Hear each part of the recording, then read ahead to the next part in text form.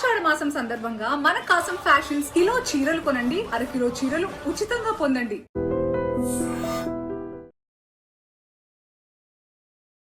బంజారా హిల్స్లోనే మీకు అద్భుతమైన రెండు ఇల్లు ఉన్నాయి. బట్ హైదరాబాద్కి ఇంత దూరంగా వచ్చి ఇలాంటి ఒక మంచి ప్లేస్లో ఉన్నారు. బట్ ఇక్కడ ఉండడానికి కారణం ఏంటి? ఇక్కడికి వచ్చిన తర్వాత నుంచి అసలు హెల్త్ ఇష్యూస్ కానీ, ఆ యొక్క దగ్గు రావటం కానీ, ఆ డస్ట్ అనేది ఎస్పెషల్లీ లోపలికి రాకుండా ఫిలిం నగర్ డస్ట్.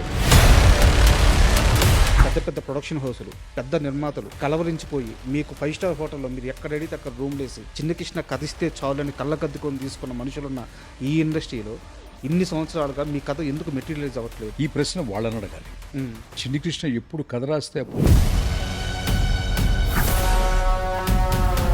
చిన్ని కృష్ణ మీద ఇండస్ట్రీలో కుట్ర జరిగిందా? ఒక వర్గం చిన్ని కృష్ణని ఇండస్ట్రీలో లేకుండా చేయాలని ప్రయత్నించిందా? ఒక స్థాయి మించి పేరు వచ్చినా, ఒక స్థాయి మించి డబ్బు వచ్చినా, ఒక స్థాయి మించి ఏదొచ్చినా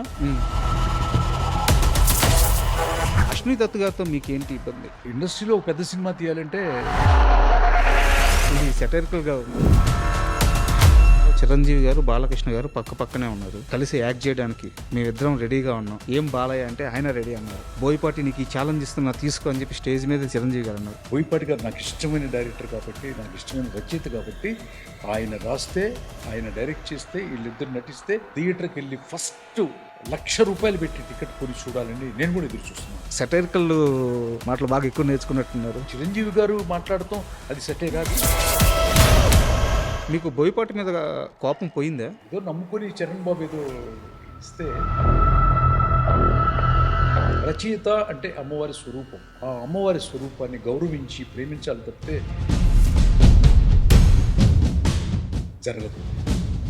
జరగని.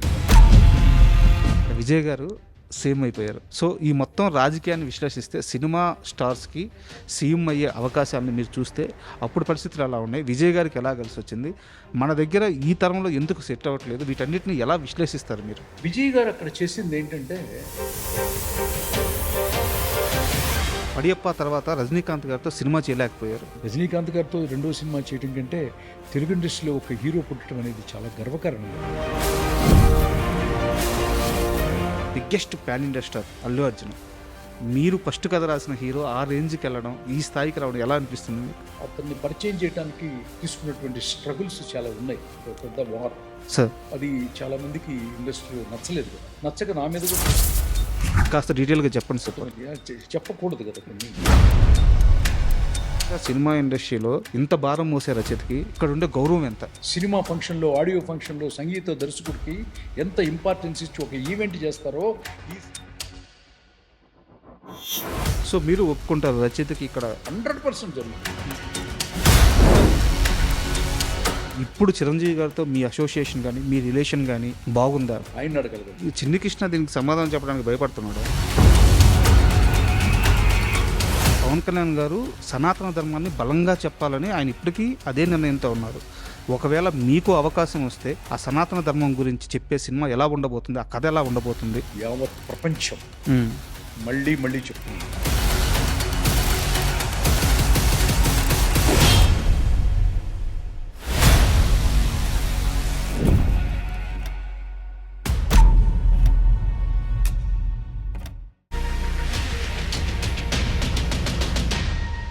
Hi, welcome to my show. Writer Chinni Krishna పరిచయం అవసరం లేదు. సో ఆయన చేసిన అన్ని సినిమాలు ఆ సమయానికి all time hits. So Chinni Krishna అంటే కేవలం సినిమా రచయిత మాత్రమే కాదు, ఆయనలో ఒక సామాజిక స్పృహ ఉంది, సామాజికవేత్త ఉన్నారు, రాజకీయాల్ని అర్థం చేసుకోగల శక్తి ఉంది. సో చిన్ని కృష్ణ అంటే ఒక పరిపూర్ణమైన మనిషి. ఈరోజు ఆ చిన్ని కృష్ణ గారితో ఒక మంచి ఇంటర్వ్యూ చేయబోతున్నాను. సో ఇంటర్వ్యూ చాలా ఇంట్రెస్టింగ్గా ఉండబోతుంది. Please watch. హాయ్ సార్, నమస్తే. నమస్కారం సార్. యాక్చువల్గా చాలా చిన్న వయసులో సినిమాని బాగా ప్రేమించి సినిమా మైండ్కి ఎక్కుతున్న సమయంలో మీ సినిమాలు చాలా బలంగా లాగినాయి నన్ను. అన్ని మాస్ సినిమాలు, సెన్సేషన్ హిట్స్. సో అలాంటి మీతో ఈరోజు కూర్చొని ఇంటర్వ్యూ చేయడం చాలా అదృష్టంగా భావిస్తున్నాను. అయితే నా దగ్గర చాలా బలమైన ప్రశ్నలు ఉన్నాయి. మీరు ఖచ్చితంగా సమాధానం చెప్పి తీరాల్సిన ప్రశ్నలు, మీ అభిమానులు ఎదురు చూస్తున్న సమాధానాలు చాలా ఉన్నాయి. మోయగల వ్యక్తి కాబట్టి నేను చాలా బండరాళ్ళే వేయడానికి సిద్ధంగా ఉన్నాను. మీకు ఆ శక్తి ఉందని నమ్ముతున్నాను. సో స్టార్ట్ చేస్తున్నాను interview. Sir, Chinni Krishna biggest hits ఇచ్చిన రచయిత. ఈ రోజున చూసుకుంటే ఎంటైర్ సౌత్లో కానీ లేకుంటే నార్త్లో కానీ ఏ సినిమా రచయితకైనా కానీ ఒక్క ఫ్లాప్ కూడా లేకుండా సినిమాలు చేసిన ఏకైక రచయిత మీరు. అలాంటి చిన్ని కృష్ణ ఎందుకు ఇప్పుడు సినిమాలు చేయకుండా దూరంగా ఉంటున్నారు ఇండస్ట్రీకి? ఎప్పుడు చేయబోతున్నారు? అసలు ఈ పరిస్థితి ఎందుకు వచ్చింది? నేను ఎప్పుడు సినిమా రచనకు దూరంగా లేను. నేను రాసిన కథ పబ్లిక్కి రీచ్ అవడానికి దూరంగా ఉన్నాను. సో నేను ఎవ్రీ డే ఎర్లీ మార్నింగ్ 4 o'clockకి నా లైఫ్ స్టార్ట్ అవుతుంది. నేను ప్రతిరోజు ఒక షార్ట్ స్టోరీ రాస్తాను. ప్రతి సంవత్సరం ఒక గొప్ప సినిమా కథే రాస్తాను. నా ప్రక్రియ ఆగలేదు. నేను రాసిన కథ ప్రేక్షకుడికి చేరలేదు అంతే. ఒక కథ ప్రేక్షకుడికి చేరాలి అంటే ఒక నిర్మాణ సంస్థ, ఒక మంచి ఆ కథకి నప్పేటటువంటి ఒక హీరో, ఓకే, ఆ పరిస్థితులన్నీ అనుకూలించాలి. అనుకూలించినప్పుడు మాత్రమే జరుగుతుందన్నమాట. అది అంటే ఎందుకు అనుకూలించట్లేదు అనేది నా ప్రశ్న. ఒకప్పుడు చిన్ని కృష్ణ ఎక్కడ అని కలవరించిన స్టార్ హీరోలు, పెద్ద పెద్ద ప్రొడక్షన్ హౌసులు, పెద్ద నిర్మాతలు కలవరించిపోయి మీకు 5 స్టార్ హోటల్లో మీరు ఎక్కడ అడిగితే అక్కడ రూమ్లు వేసి మీరు ఎక్కడికి పోతాంటే అక్కడికి పంపించి చిన్ని కృష్ణ కథిస్తే చాలని కళ్ళకద్దుకొని తీసుకున్న మనుషులున్న ఈ ఇండస్ట్రీలో ఇన్ని సంవత్సరాలుగా మీ కథ ఎందుకు మెటీరియలైజ్ అవ్వట్లేదు అనేది నా ప్రశ్న. ఎందుకు డిజాస్టర్ ఫ్లాప్లు అవుతున్నాయి? నేను పనిచేసిన హీరోల సినిమాలు డిజాస్టర్ ఫ్లాప్లు అయ్యి నిర్మాతలు రోడ్లు పాలైపోయి ఆస్తులు అమ్ముకొని చాలా కష్టాల్లో చెక్స్ డిజైనర్ అయిన సందర్భాలు ఈ నా గ్యాప్లో నేను పనిచేసిన ప్రతి నిర్మాణ సంస్థ ఫేస్ చేసింది. కరెక్ట్. ఈ ప్రశ్న వాళ్ళని అడగాలి. ఎందుకంటే ఆర్థికంగా నష్టపోయారు, ఆస్తులు పోయాయి, పేరు పోయింది, బ్యానర్ విలువలు పోయినాయి. కానీ చిన్ని కృష్ణ ఎప్పుడు కథ రాస్తే అప్పుడు చూడటానికి మాత్రం ప్రేక్షకుడు మాత్రం దూరం అవ్వలేదు. సార్, అయితే నేను ఇదే ప్రశ్నకి కొనసాంపిగా అడుగుతున్నాను. చిన్ని కృష్ణ మీద ఇండస్ట్రీలో కుట్ర జరిగిందా? ఒక వర్గం చిన్ని కృష్ణని ఇండస్ట్రీలో లేకుండా చెయ్యాలని ప్రయత్నించిందా? దీంట్లో నిజమెంత?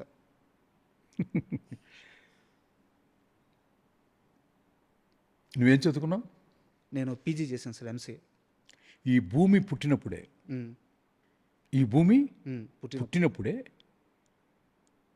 అణచివేత అనేది పుట్టేసింది. ఈ భూమి పుట్టినప్పుడే ఈ భూమి మీద చాలామంది చాలా రకాలుగా ఉంటారు అనుకుంటారు, కానీ అదేం కాదు.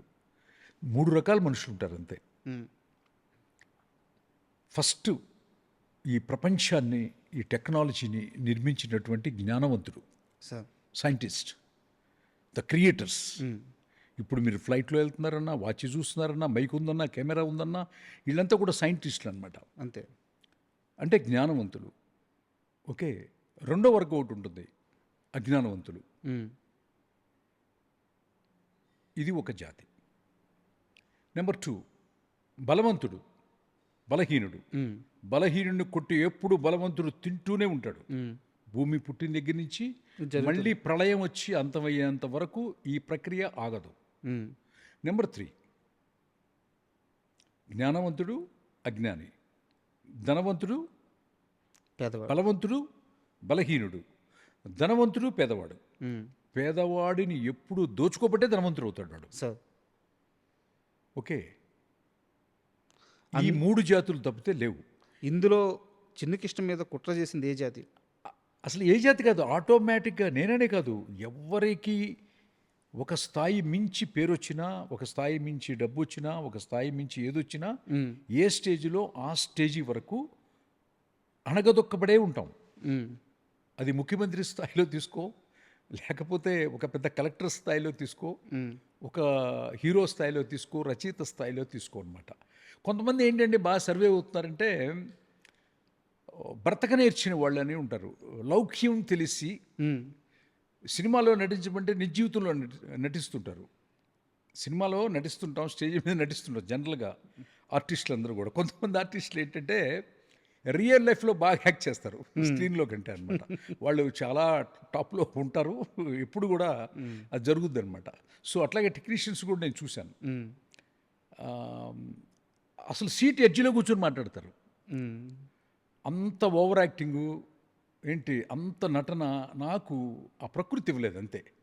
చిన్ని కృష్ణకి నేచర్ ఇచ్చింది అనుకో, నేను కూడా నటించి ఓవర్ యాక్టింగ్ చేసి, అర్థమైందా? నేను కూడా చాలా చాలా ఆఫీసులో కనపడతా ఉండుండేవాడిని. నాకు నటించడం రాదు, సక్సెస్ఫుల్ సినిమా రాయటం మాత్రమే వచ్చు. Sir that's all. అంటే నేను ఎందుకు ఇంత పర్టికులర్గా అడుగుతున్నానంటే, మీరే అన్నారు ఒక మాట, ఈ మొత్తం కాలంలో మీకు గ్యాప్ వచ్చినప్పటి నుంచి ఇప్పటిదాకా ఈ మొత్తం కాలంలో ఎంతమంది నిర్మాతలు, ఎన్ని ప్రొడక్షన్ హౌస్లు ఇబ్బంది పడ్డాయని. నిజానికి మంచి కథ ఉంటేనే మంచి సినిమా వస్తుంది. ఇది బేసిక్ ఫండమెంటల్ రూల్. సో ఆ మంచి కథ ఇచ్చే మనిషిని ఎందుకు ఇండస్ట్రీ దూరం పెట్టింది అనేదే నా ప్రశ్న. అయితే ఇందులోనే నాకు ఇంకో ప్రశ్న ఉంది, బట్ మీరు ఇది ఒప్పుకొని సమాధానం చెప్తారో లేదో నాకు తెలియదు. ఏదైనా అశ్విని దత్ గారితో మీకేంటి ఇబ్బంది? నాకేం లేదే, ఆయన one of the best production house. నాకు అసలు ఏం లేదు ఆయనతో. మీ ఇద్దరి మధ్య గ్యాప్ లేదా? అసలు ఏం గ్యాప్ లేదు. ఎందుకుంటుంది గ్యాప్? ఏం లేదు. ఆయన చాలా పెద్ద గొప్ప నిర్మాత. ఆయన ఎంత పెద్ద గొప్ప నిర్మాత అంటే, ఆయన ఇండస్ట్రీలో ఒక పెద్ద సినిమా తీయాలంటే తెలుగు ఇండస్ట్రీ వరకు ఆయనే అన్నంత గొప్ప నిర్మాత ఆయన. ఆయనతో నాకేం గొడవ లేదు. నరసింహనాయుడు చూశారు, ఇండస్ట్రీ పుట్టిన దగ్గర నుంచి ఉన్న రికార్డ్స్ అన్ని క్రాస్ అయినాయి. ఆ క్రాస్ అవడానికి కారణం కథే అని నమ్మారు.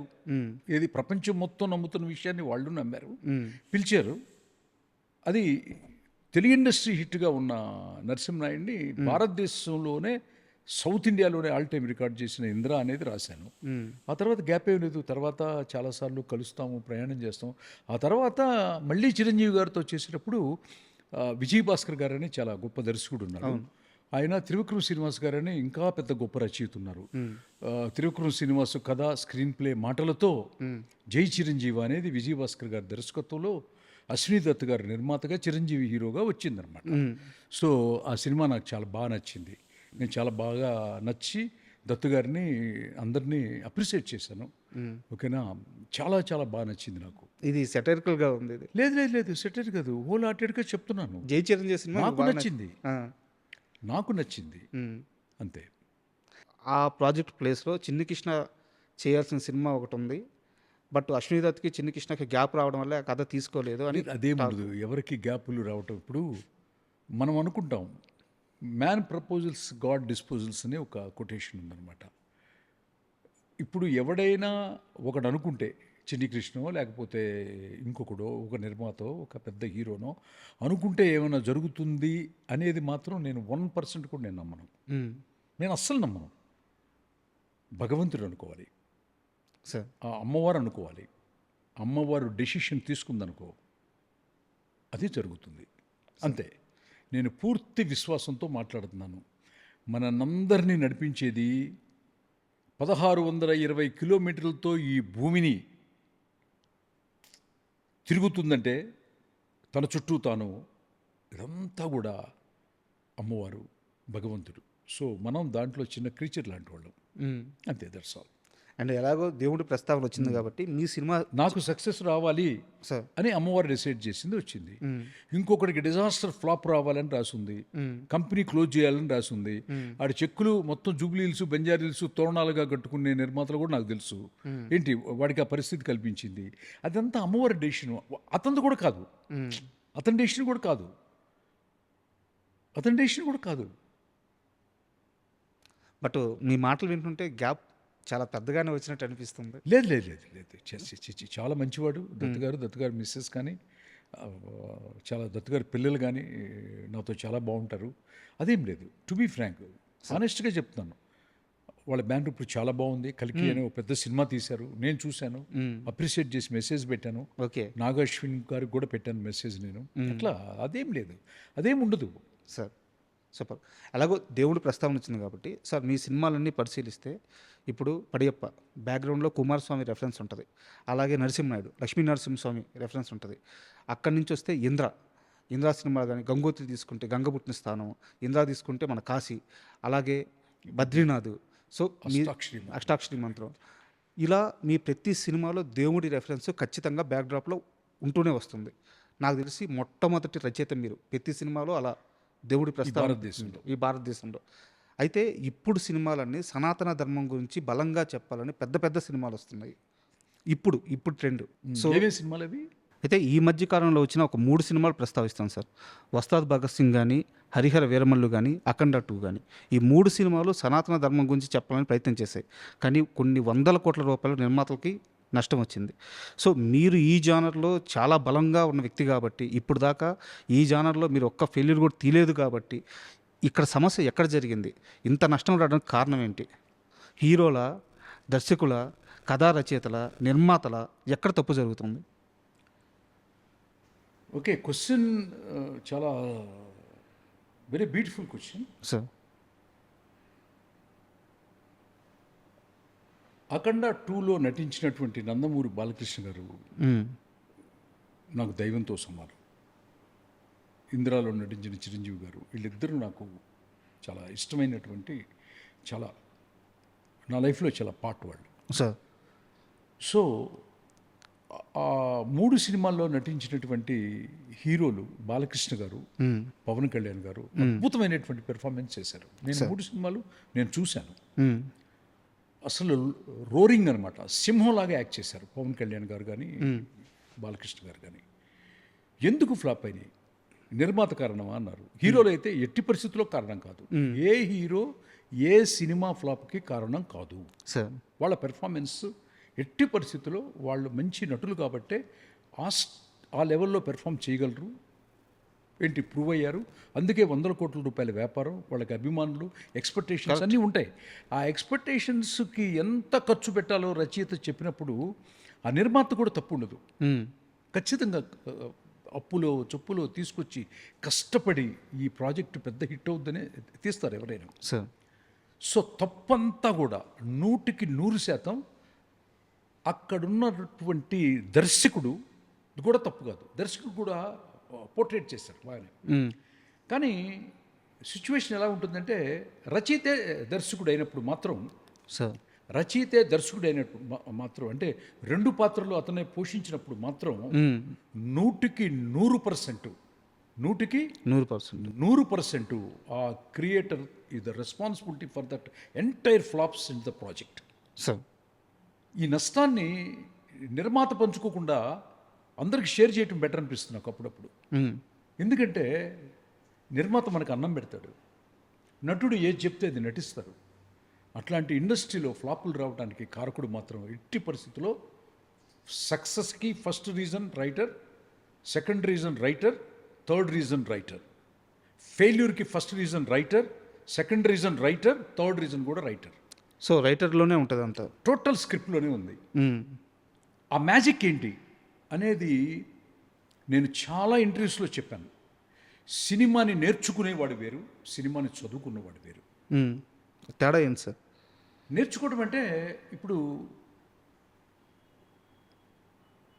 మనం సినిమా పరిశ్రమలో ఉన్నాము, మనకొక గురువు ఉంటారు. ఆ గురువు నిష్ణాతుడా కాదా? ఆ గురువు నిష్ణాతుడా కాదా? ఇప్పుడు సందీప్ పుంగారెడ్డి ఉన్నాడు, ఆయన అర్జున్ రెడ్డి చూశాను, నేను చాలా అప్రిషియేట్ చేశాను. టీ సిరీస్కి ఫోన్ చేసి చెప్పాను, ఈ సినిమా చాలా చాలా బాగుంది అని. అక్కడ ఆకుల రాజేంద్ర అనే ఒక జనరల్ మేనేజర్ ఉండేవాడు. నేనే నూన్ షో చూసి ఫస్ట్ హాఫ్ అయిన తర్వాత చేసేసాను.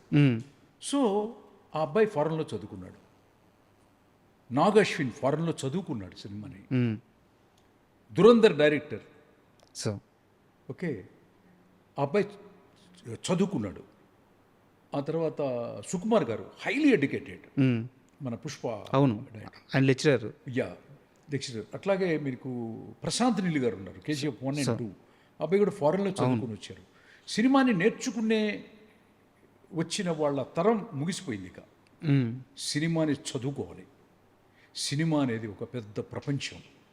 ఆ ప్రపంచంలో చదువుకుంటే స్క్రిప్ట్ ఎలా సోల్తో రాయాలి, ఎట్లా స్క్రిప్ట్ని స్క్రీన్ కథగా మార్చాలి, ఆ సోల్ని ఎట్లా స్క్రీన్ ప్లేగా మార్చాలి అనేది పెద్ద పెద్ద ప్రొఫెసర్స్, పెద్ద పెద్ద లెక్చరర్స్, పెద్ద పెద్ద యూనివర్సిటీల్లో దాన్ని ఎడ్యుకేషన్గా చెప్తారు. వాళ్ళకే రోజులు ఉన్నాయి అన్నది మనకి ఇండియాలో ఉన్నటువంటి 5 దర్శకులు మనకి ప్రూవ్ చేశారు, ఇంకా ప్రూవ్ చేస్తారు. ఇంకా కొత్త వాళ్ళు కూడా చదువుకొని రావాలని మనస్ఫూర్తిగా కోరుకుంటూ, నిర్మాతలకి అంత నష్టం వస్తే నిజంగా బాధపడతాను నేను. మనకి అన్నం పెట్టినటువంటి తల్లి లాంటి వాడు కదా నిర్మాత. సార్ అట్లాంటి నిర్మాత నేను రాసిన ప్రతి సినిమా వచ్చిన డబ్బుల్ని దత్తుగారు మిస్సెస్ అయితే అయ్యా ఇంతవరకు మాకు 3 ఆడపిల్లలని నాతో చెప్పింది ఇంట్లో. సో అట్లా మనం రాస్తే నిర్మాతలు ఇంటికి పిలిచి ఏంటి సంతోషంగా ఉండాలి, కొన్ని కోట్ల రూపాయలు లాభించామని చెప్పాలన్నమాట. సో ప్రతి రచయిత కూడా, అప్కమింగ్ వచ్చే రచయిత కూడా మీరు బాగా చదువుకోండి, విశ్లేషించండి. దర్శకులు కూడా బాగా చదువుకోండి, ఫారెన్ వెళ్ళండి, ఇంటర్నేషనల్ యూనివర్సిటీస్ ఉన్నాయి, బెస్ట్ యూనివర్సిటీస్. అక్కడి నుంచి వచ్చి మీ యొక్క దేశంలో ఒక పెద్ద గొప్ప సినిమా తీస్తే మనకు అన్నం పెట్టే నిర్మాత ఇంట్లో ఒక దీపం కాదు, ఇల్లంతా రోజు దీపావళి లాగా ఉంటుంది. మన ఇండస్ట్రీ బాగుంటుంది, మీరు బాగుంటారని it's my advice to the young upcoming writers and the directors. అంటే ఇప్పుడు నేను చెప్పిన 3 సినిమాల్లో సోల్ మిస్ అయిందని మీరు చెప్పారు. యాక్చువల్గా అదే జరిగింది కూడా, రిజల్ట్ అదే కనిపిస్తుంది. బట్ ఇక్కడ పవన్ కళ్యాణ్ గారు సనాతన ధర్మాన్ని బలంగా చెప్పాలని ఆయన ఇప్పటికీ అదే నిర్ణయంతో ఉన్నారు. సో అలాంటి సినిమా కోసం ఆయన ఎదురు చూస్తున్న క్రమం కూడా ఇది. ఒకవేళ మీకు అవకాశం వస్తే పవన్ కళ్యాణ్ గారితో ఆ సనాతన ధర్మం గురించి చెప్పే సినిమా ఎలా ఉండబోతుంది, ఆ కథ ఎలా ఉండబోతుంది, మీ దగ్గర ఏమన్నా లైన్ ఉందా? అంటే ఎలా చెప్పాలంటే నేను చెప్పాను కదా, ప్రతి సంవత్సరం ఒక కథ రాస్తానంటే సార్ ఒక 12 సంవత్సరాలు అయింది నేను సినిమా చేసి. 12 పెద్ద కథలు రాసేసి ఉంటాను కదా.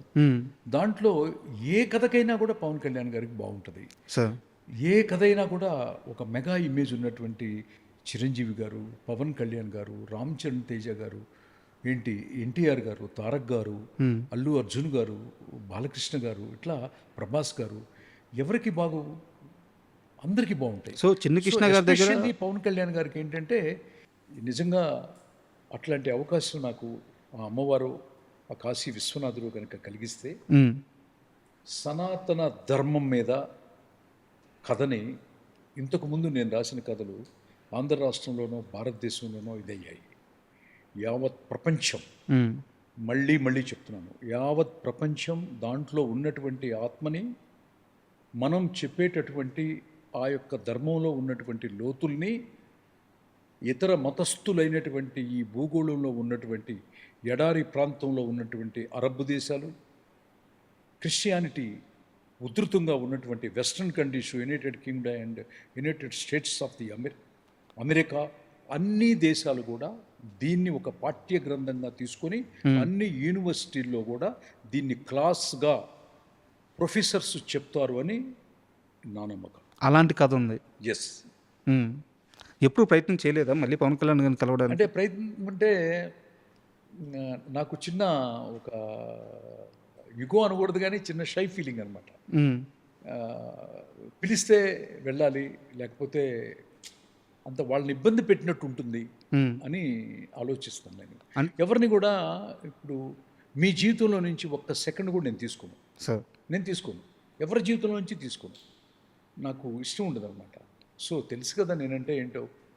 సో ఇక్కడ time will come, God will decide అనుకుంటాను అంతే. ఇక్కడ కాస్త ఫ్లాష్ బ్యాక్కి వెళ్తే మీ జీవితంలో అత్యంత కఠినమైన ఫేజ్, ఒకరోజు చాలా లోన్లీగా ఉన్నారు. పవన్ కళ్యాణ్ గారు మిమ్మల్ని పిలిపించుకొని, లేదా ఆయన ఎలా పిలిపించారో నాకు తెలియదు, ఒక రోజంతా మిమ్మల్ని ఆయనతో ఉంచుకొని ధైర్యం చెప్పారు. ఏం సందర్భం, ఏం కష్టం అది, ఏ రోజు అది? నిజంగా ఇండస్ట్రీలో ఆయనకి పెద్ద హిట్ ఇంతవరకు నేను కలవలేదు, రాయలేదు, పనిచేయలేదు. బట్ కానీ నా భార్య స్వాతి చనిపోయినప్పుడు సార్ నన్ను అప్పుడు చోటకే నాయుడు గారు ఏదో సినిమా చేస్తున్నారు సెట్లో, చిన్ని కృష్ణ గారిని పిలవండి, తీసుకురండి నా దగ్గరికి అన్నారు. వెళ్ళాను. ఆయన చూపించిన ఆప్యాయత, అనురాగం, నాకంటే కొంచెం చిన్నవాడే సార్, కానీ ఆయనకి నేను పవన్ కళ్యాణ్ గారిలో చూసింది ఒకటే, ఆయన బాహ్యంగా చూడు, లోపల అంతర్లీనంగా ఉండే మనసుని, ఆ మనసు వెనకాల ఉన్నటువంటి ఒక నిగూఢమైనటువంటి లోతుగా ఉన్నటువంటి బాధని అర్థం చేసుకుంటాడు అనేది నేను పూర్తిగా విశ్వసిస్తాను. సో మేమిద్దరం కలవపోవటానికి, చేయకపోవటానికి కారణం అనేకమైన కారణాలు ఉండొచ్చు. అది భగవంతుడు డిసైడ్ చేస్తాడు. కానీ ఆ ఓదార్పు, నాకు ఇచ్చినటువంటి మనోధైర్యం పవన్ కళ్యాణ్ గారు నేను ఎప్పటికీ మర్చిపోలేను. కళ్యాణ్ బాబు గారు మీరు అడుగుతున్నారు, చూస్తున్నారు కదా ఎప్పుడు పనిచేస్తామని చెప్పి. సో ఏదైనా చిన్న చిన్న గ్యాప్స్ ఉన్నా కూడా ఒక మెట్టు దిగి మీతో పనిచేయాలని ఉందని మనస్ఫూర్తిగా చేతులు జోడించి అడుగుతున్నాను. ఐ డ్రీమ్స్ ద్వారా. That's all. అయితే ఇక్కడ నా దగ్గర ఒక ఇంట్రెస్టింగ్ క్వశ్చన్ సార్. ఒక సినిమా ఫంక్షన్లో చిరంజీవి గారు బాలకృష్ణ గారు పక్క పక్కనే ఉన్నారు. చిరంజీవి గారు మాట్లాడుతూ కలిసి యాక్ట్ చేయడానికి మేమిద్దరం రెడీగా ఉన్నాం, ఏం బాలయ్య అంటే ఆయన రెడీ అన్నారు. బోయపాటి నీకు ఈ ఛాలెంజ్ ఇస్తున్నా తీసుకో అని చెప్పి స్టేజ్ మీద చిరంజీవి గారు అన్నారు. అని ఎవరన్నారు? చిరంజీవి గారు అన్నారు. నేను నా పేరు చెప్పాను. లేదు, మీ బోయపాటి గారి పేరు చెప్పారు. అదే బోయపాటి గారు అంటే ఆయనకి చాలా బాగా గౌరవము నమ్మకము ఉంటే తప్ప మనసులో నుంచి ఆ మాట రాదు కదా. ఓకే, అంత పెద్ద స్టేజీలో వాళ్ళిద్దరు కాంబినేషన్లో బోయపాటి గారు నాకు ఇష్టమైన డైరెక్టర్ కాబట్టి, నాకు ఇష్టమైన రచయిత కాబట్టి, ఆయన రాస్తే ఆయన డైరెక్ట్ చేస్తే వీళ్ళిద్దరు నటిస్తే ఎప్పుడు థియేటర్కి వెళ్ళి ఫస్ట్ ₹1,00,000 పెట్టి టికెట్ కొని చూడాలని నేను కూడా ఎదురు చూస్తున్నాను. ఈ మధ్య బాగా సెటైరికల్ మాటలు బాగా ఎక్కువ నేర్చుకున్నట్టున్నారు. లేదు, సెటైరికల్ కాదు కదా. ఇప్పుడు చిరంజీవి గారు మాట్లాడతాం, అది సెటైర్ అది సెటైర్ అది సెటైర్ కాదు కదా. అంత పెద్ద నిండు సభలో బాలకృష్ణ గారు రెడీ అన్నారు, నేను రెడీ, బోయపాటి నువ్వు రెడీ చేసుకో అన్నారు అనేది అది సెటైర్ అయితే నేను వేసింది కూడా సెటైర్ అవుతుంది. అది నిజమైనప్పుడు నేను ₹1,00,000 పెట్టి టికెట్ కొని వస్తానంత కూడా 100% కొని వస్తాను. That's all. మనం ఇండస్ట్రీ బాగుండాలని చూడాలి కదా. మీకు బోయపాటి మీద కోపం పోయిందా, ఇంకా ఉందా? కోపం ఎప్పుడు నాకు లేదు. ఏదో నమ్ముకొని చరణ్ బాబు ఏదో ఇస్తే అది బాగా డిజాస్టర్ అయింది అని విన్నాను, చూడలేదు కానీ అని విన్నాను. అంటే హీరోల ఇమేజ్లు ఎంతో కష్టపడి కట్టుకుంటారు సార్. దాన్ని 10 times పెంచే కథ రాయాలి. దాన్ని 10 times పెంచే కథ రాయాలి. వాళ్ళ విలువను నిలబెట్టాలి. వాళ్ళ యొక్క అభిమానుల యొక్క ఎక్స్పెక్టేషన్స్ రీచ్ అవ్వాలి any writer or director. Sir, దాన్ని నేను ఇందాక చెప్పాను కదా, హీరోలు కష్టపడి ఏర్పరచుకున్నటువంటి ఆ ఇమేజ్కి డబ్బు ముడిపడి ఉంది. కొన్ని కోట్ల రూపాయల స్ట్రేక్ ప్రొడ్యూసర్కి ఉంది. ప్రొడ్యూసర్, డబ్బు, హీరో ఇమేజ్, ఈ మూడు ఎవరి మీద ఆధారపడ్డాయి? ఖచ్చితంగా స్క్రిప్ట్ రైటింగ్ మీద ఆధారపడ్డాయి. కథల చేత మీదే ఉంది. స్క్రిప్ట్ రైటింగ్లో నువ్వు కనుక తప్పు చేస్తే మొత్తం కుప్ప కూలిపోతుంది కదా, పునాదులు లేకుండా బిల్డింగ్ కట్టినట్టు. అప్పుడు సాధారణంగా ఒక ఫీల్డ్లో ఉన్నప్పుడు ఒక పెద్ద డిజాస్టర్ వచ్చినప్పుడు చిన్న అది వ్యక్తిగతం ఏముండదు. అబ్బాయి కూడా నా దగ్గరికి వచ్చాడు నందీశ్వరుడు కథ కోసం, నాకు తెలుసు. కానీ ఎక్కువ జాగ్రత్తలు తీసుకోవాలి. అంటే ఇగోకు పోకూడదు. ఎప్పుడు ఒక కథా రచయిత అంటే నేను మళ్ళీ మళ్ళీ చెప్తున్నాను, అమ్మవారి స్వరూపంతో సమానం. ఒక ఊరికి నేను నాలుక మీద బీజాక్షరాలు అమ్మవారు ఎవరికి పడితే వాళ్ళకి రాయు. రచయితల సంఘంలో ఉన్నటువంటి ప్రతి రచయితకి ఆ అమ్మవారు, భారతదేశంలో ఉన్నటువంటి ప్రతి నవల రచయిత, సినిమా రచయితలందరికీ కూడా ఆ నాలుక మీద అమ్మవారే రాస్తుందన్నమాట. అమ్మవారి స్వరూపం ప్రతి రచయిత, మళ్ళీ మళ్ళీ చెప్తున్నాను, రచయిత అంటే అమ్మవారి స్వరూపం. ఆ అమ్మవారి స్వరూపాన్ని గౌరవించి ప్రేమించాలి తప్పితే అమ్మవారి మీద యుగో పెట్టుకొని, అమ్మవారి మీద అలిగి, అమ్మవారినే తొక్కేద్దాము అని మీరు ఫస్ట్ ఏదో క్వశ్చన్ వేశారు తప్ప అది జరగనివ్వను కూడా. అయితే ఇక్కడ నా ప్రశ్న ఏంటంటే, చిన్ని కృష్ణకి ఉన్నంత టాలెంట్, చిన్ని కృష్ణకి ఉన్నంత సక్సెస్లు అందరికీ ఉండాలని రూల్ లేదు. సినిమా అన్నాక క్రియేటివ్ వర్క్ మధ్యలో ఫ్లాప్ రావచ్చు, హిట్ రావచ్చు. సరే, మీకైతే అన్ని హిట్లు వచ్చినాయి. కొంచెం బద్రీనాథ్ కానీ, జీనియస్ కానీ వాటికి కూడా పెట్టిన పెట్టుబడికి డబ్బులు తిరిగి వచ్చినాయి. సో మీరు ఆ విషయంలో లక్కీ. కానీ ప్రతి మనిషి ఆ విషయంలో అంతే లక్కీ ఉండాలని లేదు కదా. బోయపాటి గారు ఒక చిన్న ఫ్లాప్ దియంగానే చిన్ని కృష్ణ ఎందుకు గతంలో కానీ ఇప్పుడు కానీ ఇంతలా ఉన్న తీవ్రంగా విమర్శించాల్సిన అవసరం ఏముంది? బాగుండాలనే కోరుకుంటున్నాను. Please respect the script. మీకేమన్నా ఎక్స్పీరియన్స్ ఉందా? మీరు గౌరవించండి అంటున్నాను. మీకేమన్నా ఎక్స్పీరియన్స్ ఉందా బోయపాటి గారితో? ఇలాంటి ఒక ఎక్స్పీరియన్స్ మీ దగ్గరికి వచ్చి ఏదో కొంచెం చిన్న నందీశ్వరుడు కథ కోసం వచ్చారు అంతే. అక్కడ ఒక బ్యాడ్ ఎక్స్పీరియన్స్ ఏమైనా అయిందా? అదేం లేదు sir. Extraordinary, very good director అబ్బాయి, ఎమోషన్స్ బాగా తీస్తాడు సార్. అండ్ చిరంజీవి గారి విషయానికి వస్తే, మనశంకర వరప్రసాద్కు ముందు చిరంజీవి గారికి సంబంధించిన సినిమాలన్నీ అంతగా నెంబర్స్ మేక్ చేయలేదు. మనశంకర వరప్రసాద్ ఒక ఫ్యామిలీ సబ్జెక్టు, చాలా బాగా ఆడింది, మంచి కలెక్షన్స్ కూడా వచ్చింది. బట్ చిరంజీవి గారు స్టార్డమ్కి సరిపోయే కథ కాదు అది. సో చిరంజీవి గారికి ఆయన రేంజ్కి దగ్గర కథ ఇవ్వడానికి మీ దగ్గర ఏమైనా కథ రెడీగా ఉందా? నువ్వు చిరంజీవి గారు బాలకృష్ణ గారు సంగతి మీకు తెలుసో తెలీదో, ఒక మంచి కంటెంట్ ఇస్తే వాళ్ళు ఆల్ ఇండియా రికార్డ్ ఇప్పుడు కూడా కొడతారు. సార్ ఇప్పుడు కూడా కొడతారు. అది రచయిత రాస్తాడు, బట్ వాళ్ళు బాగా చేస్తారు. కానీ అంత గొప్ప స్క్రిప్ట్స్లో నటించట్లేదు. అంత ఎమోషన్ గల స్క్రిప్ట్స్లో నటిస్తే ఇద్దరూ ఆల్ ఇండియా రికార్డు కొట్టగల శక్తి సామర్థ్యాలు ఉన్నవాళ్ళే. నేను మళ్ళీ చెప్తున్నాను, ఏ మిస్టేక్ జరిగినా కూడా ఆ పెద్ద స్టార్ హీరోస్కి టెక్నీషియన్లు, ముఖ్యంగా రచయితే కారణం. కారణం ఓకే. నేను అనేది ఏంటంటే చిరంజీవి గారితో కలిసి వర్క్ చేయడానికి మళ్ళీ మీరు చెప్పే స్థాయిలో పరిస్థితిలో చేస్తాం, దాంట్లో అసలు డిస్కషన్ లేదు. స్కోప్ ఉందా? పరిస్థితి స్కోప్ ఉండడం ఏంటి, చేస్తాం అంతే. చేస్తాం అంటే అమ్మవారు టేబుల్ మీద లేదు ఫైలు, అమ్మవారు టేబుల్ మీదకి వస్తే అయిపోద్ది అనమాట సార్. అండ్ నేను అమ్మవారు ఆ విశ్వనాథుడు అనుకుంటే అయిపోద్ది, వాళ్ళ టేబుల్ మీద ఫైల్ పెట్టాలి సార్. అయితే ఒక చిన్న ఇంట్రెస్టింగ్ క్వశ్చన్ సార్, ఇది ఫన్నీగా కూడా అడుగుతున్నాను. చిరంజీవి గారితో మీరు ఆల్ టైమ్ హిట్ ఇచ్చారు, బాలకృష్ణ గారితో ఆల్ టైమ్ హిట్ ఇచ్చారు. వీళ్ళిద్దరితో మీకు మంచి అనుబంధం ఉంది. వీళ్ళిద్దరూ ఒకరి గురించి ఒకరు ఎలా మాట్లాడుకుంటారో మీ దగ్గర కానీ, అంటే వాళ్ళిద్దరి మధ్య ఎలాంటి వాతావరణం ఉంటుంది ఎప్పుడన్నా మీరు అబ్జర్వ్ చేశారా? ఒకప్పుడు ఎలా ఉండేదంటే, ఇందిరా నరసింహనాయుడు రిలీజ్ అయిన టైంలో ఆ కింద ఉండే అభిమానులు బాగా కొంచెం డిస్టర్బ్డ్గా, కొంచెం అగ్రెసివ్గా ఉండేవాళ్ళు. ఆ రోజుల్లో నాకు చాలా బాధ వేసేది. ఎందుకంటే నా పుట్టినరోజుకి దాదాపు ఒక కంటిన్యూస్గా ఒక 5 years బాలకృష్ణ గారు, చిరంజీవి గారు ఇద్దరు వచ్చేవాళ్ళు నా పుట్టినరోజుకి.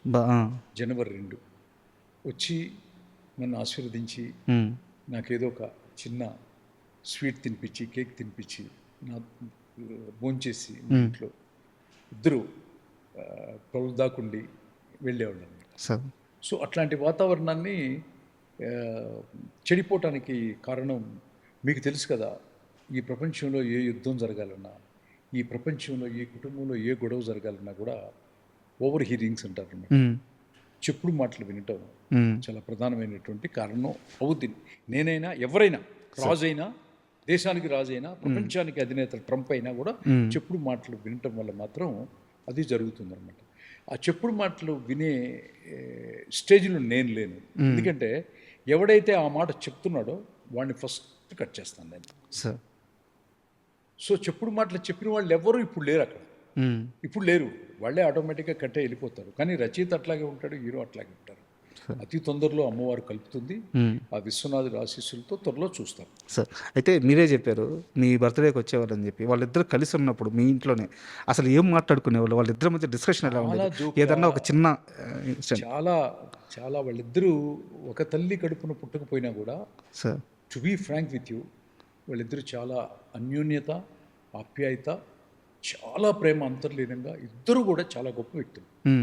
చాలా చాలా గొప్ప వ్యక్తులు, చాలా అన్నమాట. మన తెలుగు ఇండస్ట్రీకి నిజంగా వరం.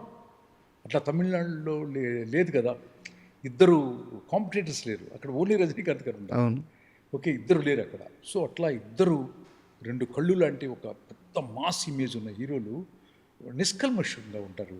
బాలకృష్ణ గారు కానీ, చిరంజీవి గారు కానీ.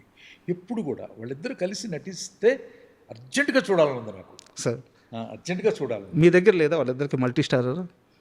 అంటే నీకు మళ్ళీ చెప్తున్నాను, అది ఒక పెద్ద ఈ భారతదేశంలో సెన్సేషన్ న్యూస్. అది అది ఎవరు రాస్తారో ఏంటనేది బోయపాటి గారికి చిరంజీవి గారు చెప్పారు కాబట్టి ఆయన రాస్తూ ఉండాలి. అఖండ తర్వాత అదే రాస్తున్నారని చెప్పని విన్నాను నేను. అది విని అది జరిగితే నాకు చూడాలి. సార్ బాలకృష్ణ గారితో అత్యంత దగ్గరగా ఉండి పనిచేసిన మనిషి మీరు, ఆయన ప్రేమను పొందిన మనిషి మీరు. అయితే బాలకృష్ణ గారికి కోపం ఎక్కువ, ఆయన మనుషుల్ని కొడతారు, ఇలాంటి ఒక నెగిటివ్ అభిప్రాయాన్ని జనాల మీద రుద్దేశారు కొంతవరకు. బట్ బాలకృష్ణ గారిని మీరు దగ్గరించి చూశారు కాబట్టి ఆయన వ్యక్తిత్వం కానీ, ఆయన ప్రేమ కానీ, ఆయన మనస్తత్వం కానీ ఎలా ఉంటుందో కాస్త చెప్తారు. మనసు వెన్న, మాట కొంచెం కరుగ్గా ఉంటుందేమో, కానీ ఆ కరుగ్గా ఉండటానికి కారణం మాత్రం ఆయన్ని ఇరిటేట్ చేసే వ్యక్తులు తప్ప ఆయన కాదు. కొంతమందికి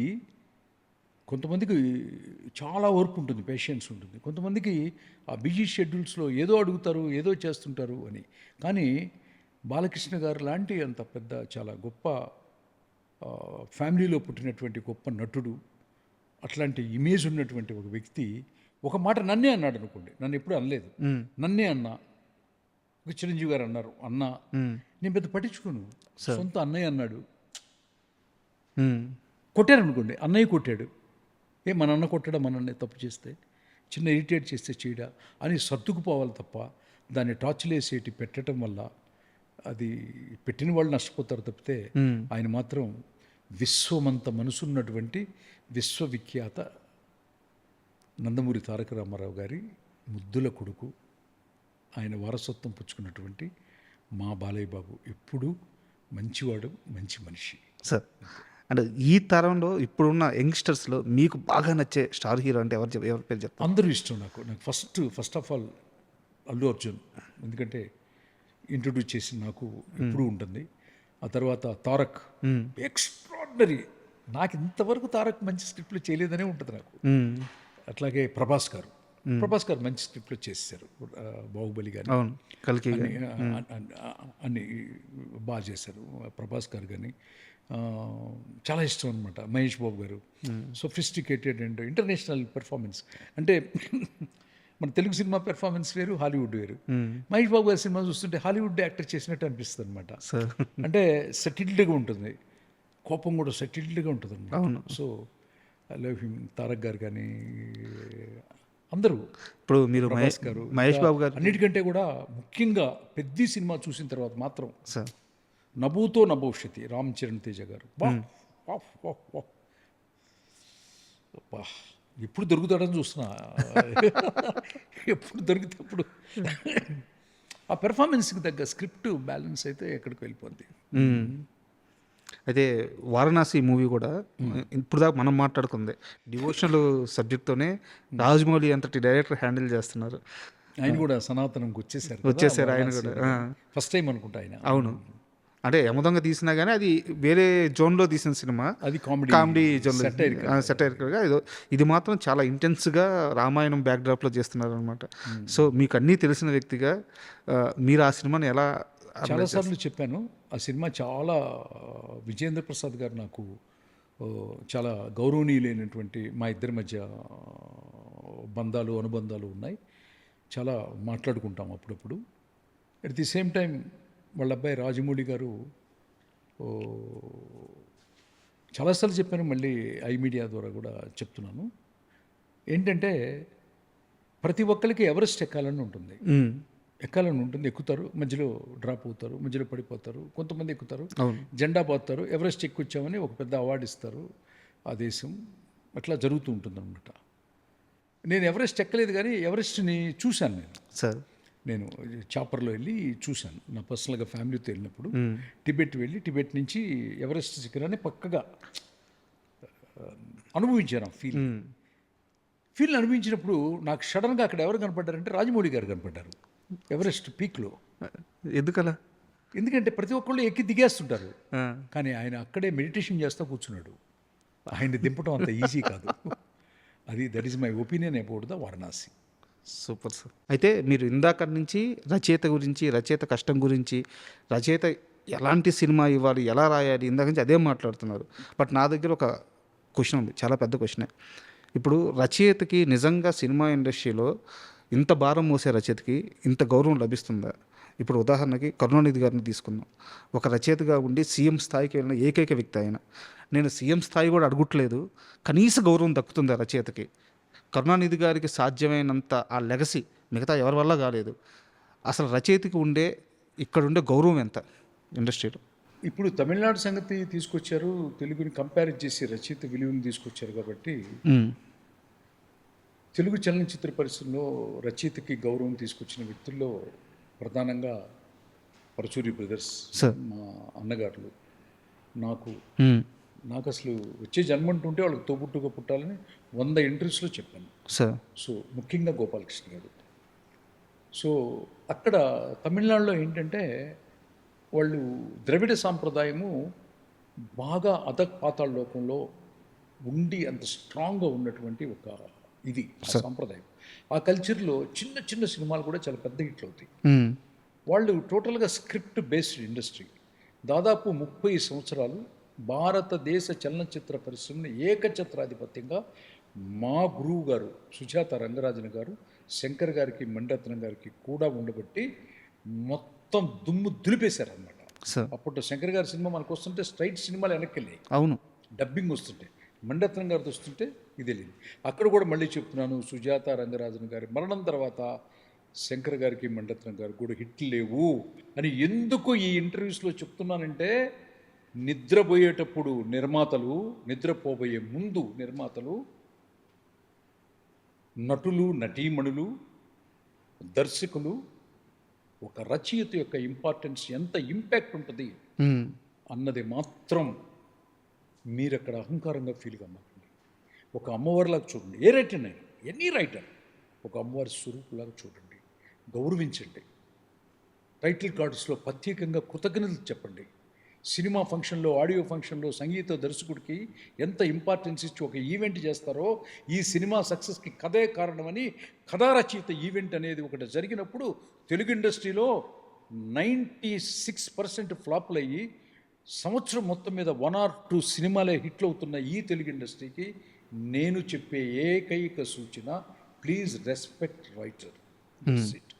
ఈ అంకె మారుతుంది. ఈ అంకె మార్చుకుంటారో, ఈ అంకెని ఇలాగే తగ్గించుకుంటారో అన్నది మీ యొక్క విజ్ఞతకి నేను వదిలేస్తాను. సో మీరు ఒప్పుకుంటారు రచయితకి ఇక్కడ తగిన గౌరవం ఉండదు? ఖచ్చితంగా 100% జరుగుతుంది. మ్మ్. ఎస్, ఫైనాన్షియల్గా జరుగుతుంది, మ్మ్. రెస్పెక్ట్లో జరుగుతుంది, ఏంటి అన్ని యాంగిల్స్లో 360 degreesలో మాత్రం జరుగుతుంది. అండ్ ఎలాగో మనం తమిళ పరిశ్రమ జోలికి వెళ్ళాం కాబట్టి అక్కడ విజయ్ గారు సేమ్ అయిపోయారు. సో మన దగ్గర కూడా చాలామంది, ఎన్టీఆర్ గారు సీఎం అయిపోయారు, ఎంజీఆర్ గారు సీఎం అయిపోయారు. సో చిరంజీవి గారు ప్రయత్నించారు, కుదరలేదు. పవన్ కళ్యాణ్ గారు ప్రయత్నిస్తున్నారు, ఆ మార్గంలో ఉన్నారు. సో ఈ మొత్తం రాజకీయాన్ని విశ్లేషిస్తే సినిమా స్టార్స్కి సీఎం అయ్యే అవకాశాలను మీరు చూస్తే అప్పుడు పరిస్థితులు ఎలా ఉన్నాయి, విజయ్ గారికి ఎలా కలిసి వచ్చింది, మన దగ్గర ఈ తరంలో ఎందుకు సెట్ అవ్వట్లేదు, వీటన్నిటిని ఎలా విశ్లేషిస్తారు మీరు? Very good question, very very good question. తమిళనాడులో విజయ్ గారి కంటే కూడా తెలుగులో పవన్ కళ్యాణ్ గారు చాలా పెద్ద ఇమేజ్ ఉన్నటువంటి హీరో. సార్ దాంట్లో అసలు డిస్కషనే లేదు నా వరకు. సో అక్కడ ఇక్కడ జరిగినటువంటి ఇది చాలా important question and important answer to the everybody. Sir Vijay గారు అక్కడ చేసింది ఏంటంటే, వాళ్ళ నాన్నగారు ఒక దర్శకుడు, అవును. చిరంజీవి గారి అన్నయ్య గారు ఒక నటుడు. సార్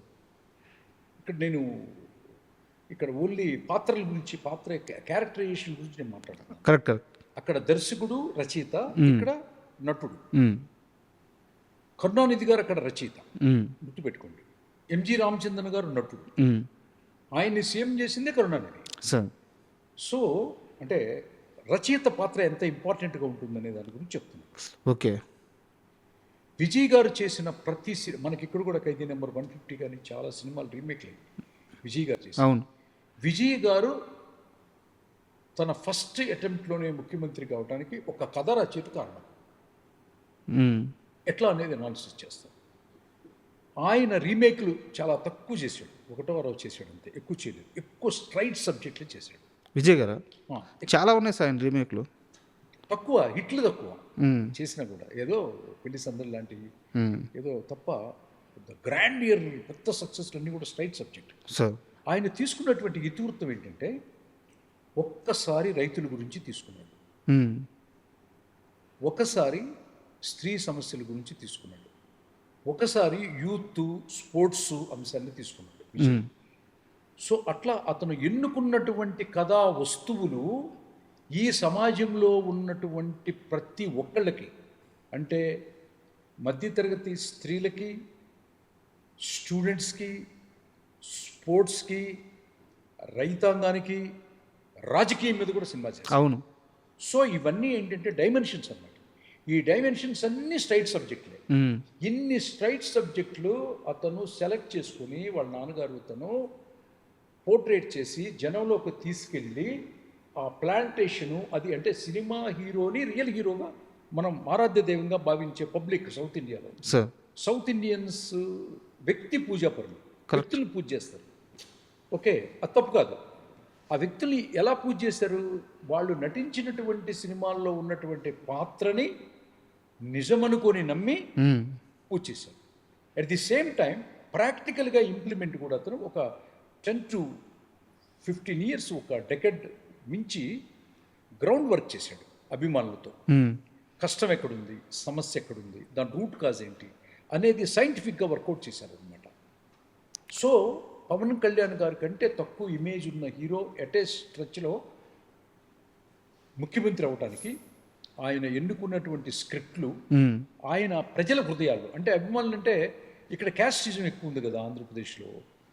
సో మన క్యాస్ట్ వాళ్ళే మనకి ఎప్పుడు ఉంటారు, ఇష్టపడతారు. కానీ మిగతా వాళ్ళందరూ అంటే ఒక ఎస్సీ, ఎస్టీ, దళిత్తు, నాయక్సు, బీసీలు, యాదవాసు, గౌడాసు, చౌదరీసు, రెడ్డిసు, ఎంతోమంది ఉన్నారు అన్నమాట ఈ సమాజంలో. ఎంతోమందికి అందరికీ సమస్యలు ఉన్నాయి. అంటే పొలిటీషియన్గా కనిపించే పెద్ద క్యాస్ట్ కొంతమంది పీపుల్ డబ్బున్నోళ్ళు, కానీ చౌదరీస్లో చాలా పేదవాళ్ళు ఉన్నారు, బ్రాహ్మిన్స్లో ఉన్నారు పేదవాళ్ళు, వైశ్యాస్లో ఉన్నారు పేదవాళ్ళు, రెడ్డిస్లో ఉన్నారు పేదవాళ్ళు. పేదరికానికి కొలవే ఉంది సార్, పేదరికం ఎక్కడ లేదు. వాళ్ళందరికీ రిఫ్లెక్ట్ అయ్యే ఒక అనేకమైనటువంటి డైమెన్షన్స్ పవన్ కళ్యాణ్ గారు ఈ నెట్వర్క్లో వర్క్ చేయలేదు సార్. సో ఈ నెట్వర్క్లో వర్క్ చేసి దెన్ అంటే ఊగిపోయేది.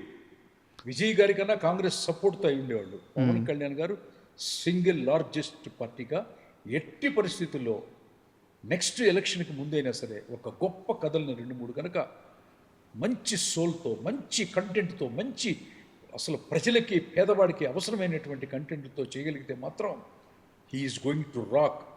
There is no opposition. Is the super image ఉన్నటువంటి ఒక మంచి మనిషి, ఒక మంచి మనసు ఉన్నటువంటి ఒక బంగారం. ఇది చిన్ని కృష్ణ. ఎందుకంటే పవన్ కళ్యాణ్ గారు సీఎం ఎందుకు అవ్వలేకపోయారు, విజయ్ ఎందుకు సీఎం అయ్యారు అనే ప్రశ్నకి చాలా రోజుల నుంచి ఒక్కొక్కరు ఒక్కో రకమైన విశ్లేషణ ఇస్తున్నారు. అక్కడ కులం అండి, ఇక్కడ మతం అండి, ఇలా చెప్తున్నారు. బట్ మీరు ఆ సినిమా టచ్ ఇచ్చి చెప్పారు చూడండి, నిజం అది. ఎందుకంటే మీరు చెప్పినట్టు విజయ్ గారు అన్ని లేయర్స్లో సినిమాలు చేశారు, అందరికీ కనెక్ట్ అయిపోయారు రాజకీయాల్లోకి రాకముందే. నిజంగా పవన్ కళ్యాణ్ గారి విషయంలో అలాంటి కథలు అయితే రాలేదు. అది పట్టుకున్నారు చూడండి, అది చిన్ని కృష్ణ. సో అయితే నేను మీ వ్యక్తిగత విషయానికి వస్తాను సార్. నాకు ఇది మీరు వేరే ఇంటర్వ్యూలో చెప్పారు, మా ఆడియన్స్ కోసం నేను మళ్ళీ అడుగుతున్నాను. మీరు ఈ మధ్యకాలంలో ఎప్పుడు చాలా రోజులుగా గుండెతోనే ఉంటున్నారు. అడిగితే మా అమ్మగారి మీద ప్రేమతో ఇంకపై ఇలాగే ఉండబోతున్నానని చెప్పారు. అలాంటి ఒక నిర్ణయం అంత స్ట్రాంగ్ నేను ఎందుకు తీసుకోవాల్సి వచ్చింది? అంటే నేను నా కన్న తల్లి నాకు సంస్కృతిని, సాంప్రదాయాన్ని చెప్పి నన్ను చిటికిన వేలుతో పట్టించుకొని ఒక గురుకులంలో చదివించింది సార్. సో నా తల్లి కంటే ఈ భూమి మీద నాకెవరూ ఎక్కువ కాదు. అట్లానే భూమాత, సరస్వతి అమ్మవారు, దుర్గమ్మ తల్లి అందరినీ ప్రతి గుడికి తిప్పింది ఈ దేశంలో. వారణాసి, కాశీ కూడా నాకు ఫస్ట్ మా అమ్మే చూపించింది చిన్న వయసులో. చూసి ఇది ప్రపంచానికి చూపించాలనుకున్నాను.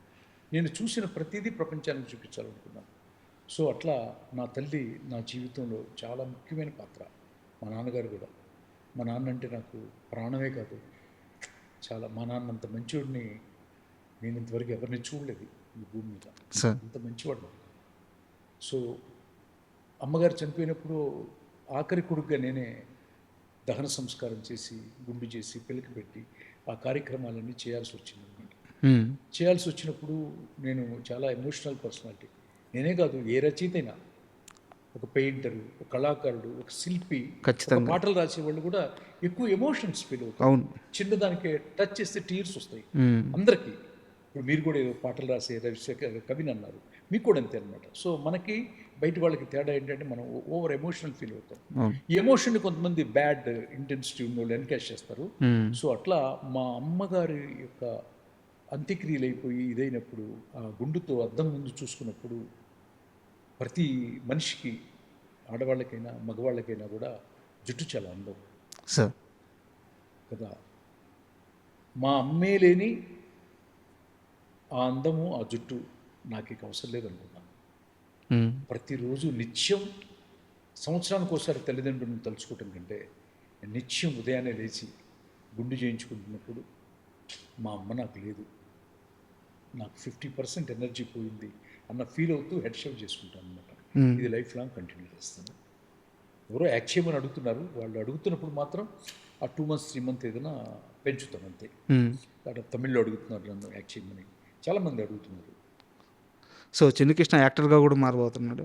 అంటే ఏదైనా బాగా నచ్చి ఒక బాగా ఇన్స్పైరింగ్గా ఉంటుంది కనుక ఖచ్చితంగా చేస్తాను. సార్ అయితే మీ అబ్బాయి విషయానికి వస్తే యుఎస్లో ఎయిర్ ఫోర్స్కి సంబంధించి సార్ నాకు తెలిసి ఇండియాలో ఇప్పటివరకు ఇండియా నుంచి వెళ్ళిన వాళ్ళు ఎవరు కూడా అక్కడ ఎయిర్ ఫోర్స్లో ఆ పొజిషన్కి వెళ్ళింది లేదు. సో ఫస్ట్ పర్సన్ అనుకుంటాను. All India first person select అయ్యి. సో అసలు ఏం జరిగింది యాజ్ ఎ ఫాదర్గా? నా పెద్ద కొడుకు సివిల్ ఇంజనీరు, వాడు అక్కడ యుఎస్లో చదువుకున్నాడు, న్యూయార్క్లో మాస్టర్స్ అన్ని అక్కడే చేసాడు. ఆ తర్వాత ఒక పెద్ద కంపెనీలో వర్క్ చేస్తున్నాడు. సో అట్లా వాడికి ఏదో లింక్తో ఎయిర్ ఫోర్స్లో వర్క్ చేయడానికి లోపలికి వెళ్ళాడు, సివిల్ వర్క్ చేయడానికి.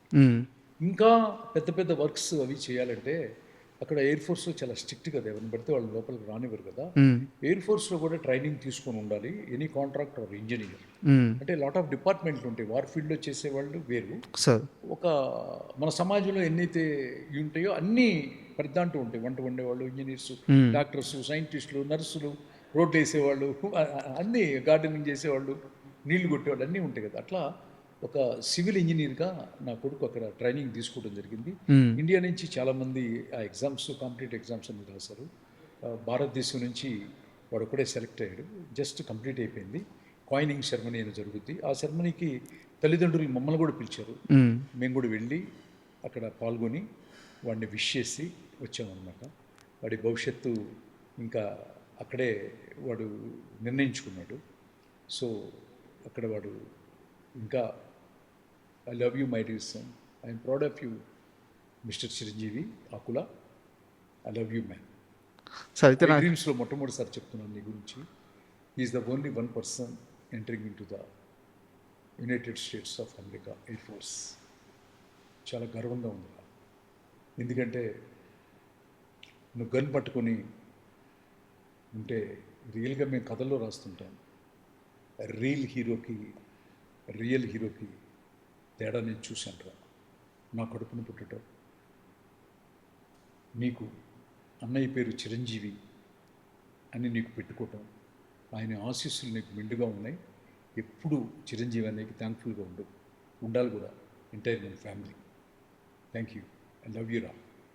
మా బాబుకి చిరంజీవి గారి పేరు పెట్టుకున్నాను అని చెప్పేసి చాలా ఇంటర్వ్యూలో, ఇప్పుడు కాదు సార్, మీరు రచయితగా తెలుగు సినిమా ఇండస్ట్రీకి వచ్చినప్పటి నుంచి కూడా చిరంజీవి గారి మీద ఉన్న అభిమానాన్ని చాటుకుంటూ వస్తూనే ఉన్నారు. సరే, మధ్యలో ఏదో ఒక చిన్న బ్యాడ్ ఇన్సిడెంట్ జరిగింది, బట్ ఇప్పుడు చిరంజీవి గారితో మీ అసోసియేషన్ కానీ మీ రిలేషన్ కానీ బాగుందా? మీకు యాక్సెసిబిలిటీ ఉందా? నేను చాలా ఇంటర్వ్యూస్లో చెప్పాను, ఏ డిస్టర్బెన్స్ అయితే జరిగిందో ఆ డిస్టర్బెన్స్కి ప్రధానమైన కారణం నువ్వు రచయిత కాబట్టి నేను చెప్తున్నాను సార్. ఎప్పుడు కూడా ఎక్స్పెక్టేషన్ అనే ఒక పదం ఉంది. ఎక్స్పెక్టేషన్ ఎప్పుడు మనం ప్రేమిస్తున్నాం, కొన్ని కోట్ల మంది భగవంతుని పూజిస్తుంటారు, కానీ భగవంతుడు అందరికీ అనుగ్రహించడు కదా సార్. అట్లాగే ఎక్స్పెక్టేషన్, ఒక హ్యూమన్ బీయింగ్ని ఇంకొక హ్యూమన్ బీయింగ్ ఎక్స్పెక్టేషన్లో ఉండకూడదు అన్నది నాకు ఆలస్యంగా తెలిసింది. ఓకే, నాకు నేను ప్రేమించవచ్చు, వాళ్ళు ప్రేమించాలని రూల్ ఏంటి? మీరు ప్రేమించిన అంత తీవ్ర స్థాయిలో కదా, అసలు ప్రేమించలేకపోయినా కూడా మనకి రైట్ లేదు కదా అనేది నాకు ఒక పెద్ద ఫిలాసఫీలో ఒక బుక్ చదివినప్పుడు ఏర్పడింది. అది ఏర్పడ్డప్పుడు ఏంటంటే, మనం ఎప్పుడు ఎక్స్పెక్ట్ చేయకూడదు అవతల వాళ్ళ గురించి, అవతల వాళ్ళ దగ్గర నుంచి మనమే జీరో ఎక్స్పెక్టేషన్తో ఉంటే మనం చాలా హ్యాపీగా ఉంటాం. సో అప్పుడు నేను సారీ చెప్పడం జరిగింది, ఎందుకంటే తెలియక చేశాను కదా.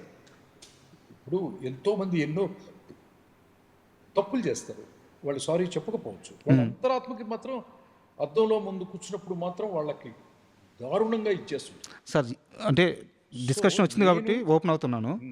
ఎవరికి తెలుసద్దో ఎవరికి తెలియదో పక్కన పెడితే, ఇంత సాహిత్యం ఉన్న, ఇంత విద్య తెలిసిన, ఇంత జ్ఞానం ఉన్న చిన్ని కృష్ణకి ఆ రోజే, ఆ క్షణమే, మాట్లాడే ఆ మూమెంట్లోనే మీ మనస్సాక్షికి తెలుస్తుంది కదా ఇది తప్పని. తెలియలేదు.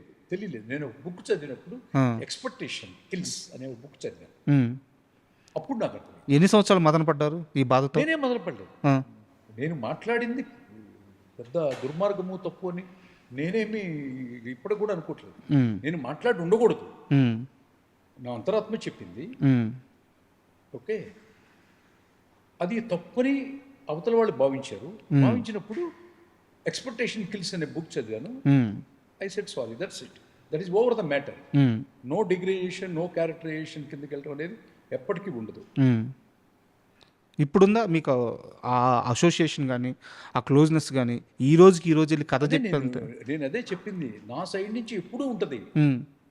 వాళ్ళకి మన మీద ఉండాలంటే రూల్ లేదంట. అంటే నేను ఓపెన్గా అడుగుతున్నాను, ఇంకా ఓపెన్గా అడుగుతున్నాను. చిరంజీవి గారు చిన్ని కృష్ణ అని దగ్గర ఆయన అడగాలి కదా, నన్ను కాదు.